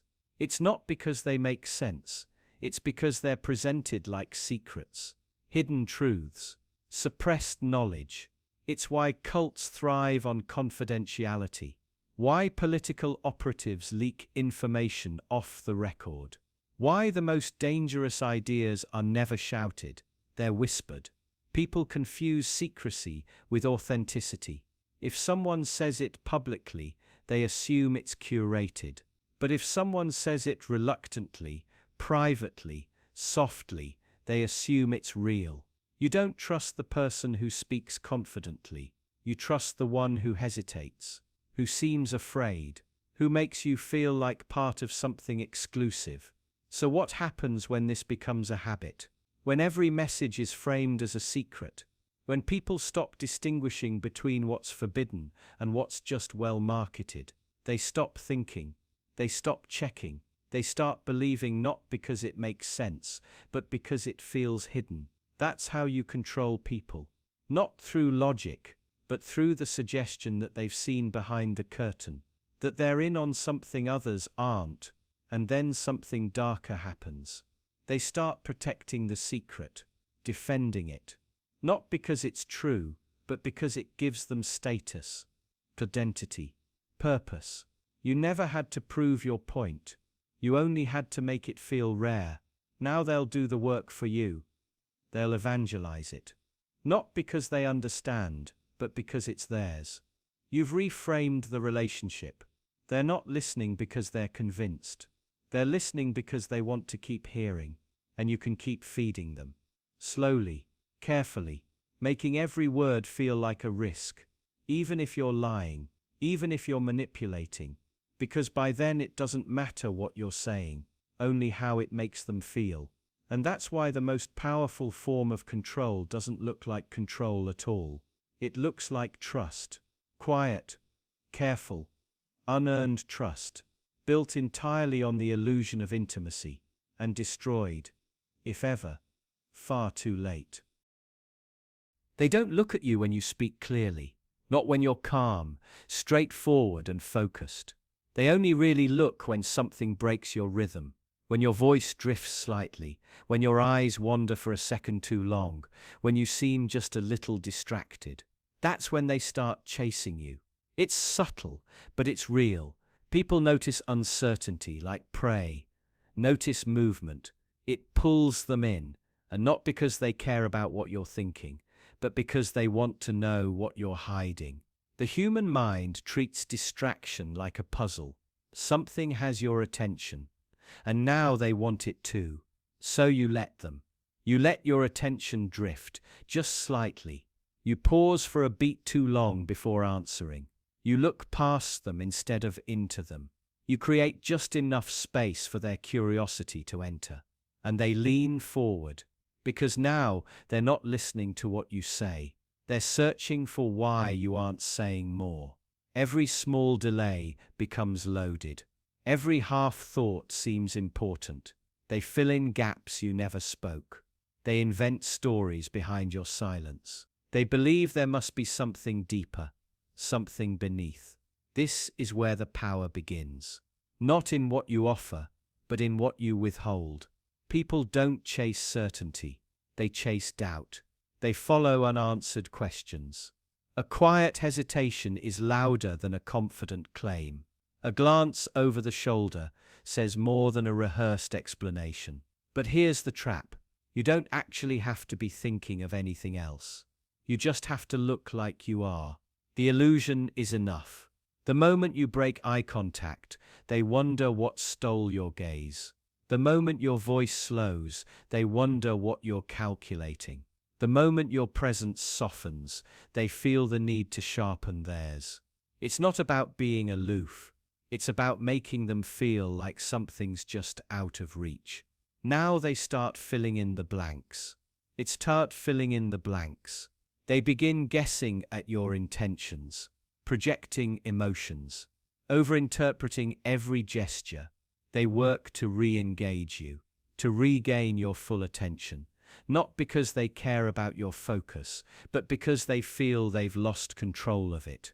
You become the scarce resource, and people always want what they think they're losing. But the moment you act too aware of your distraction, the effect disappears. They'll see it as a tactic, and people resist manipulation, so it must stay unconscious, or at least appear that way. That's why true presence makes people passive. It settles them. It satisfies them. They stop wondering, because they think they've seen everything. But partial presence, incomplete focus, that opens a loop they need to close.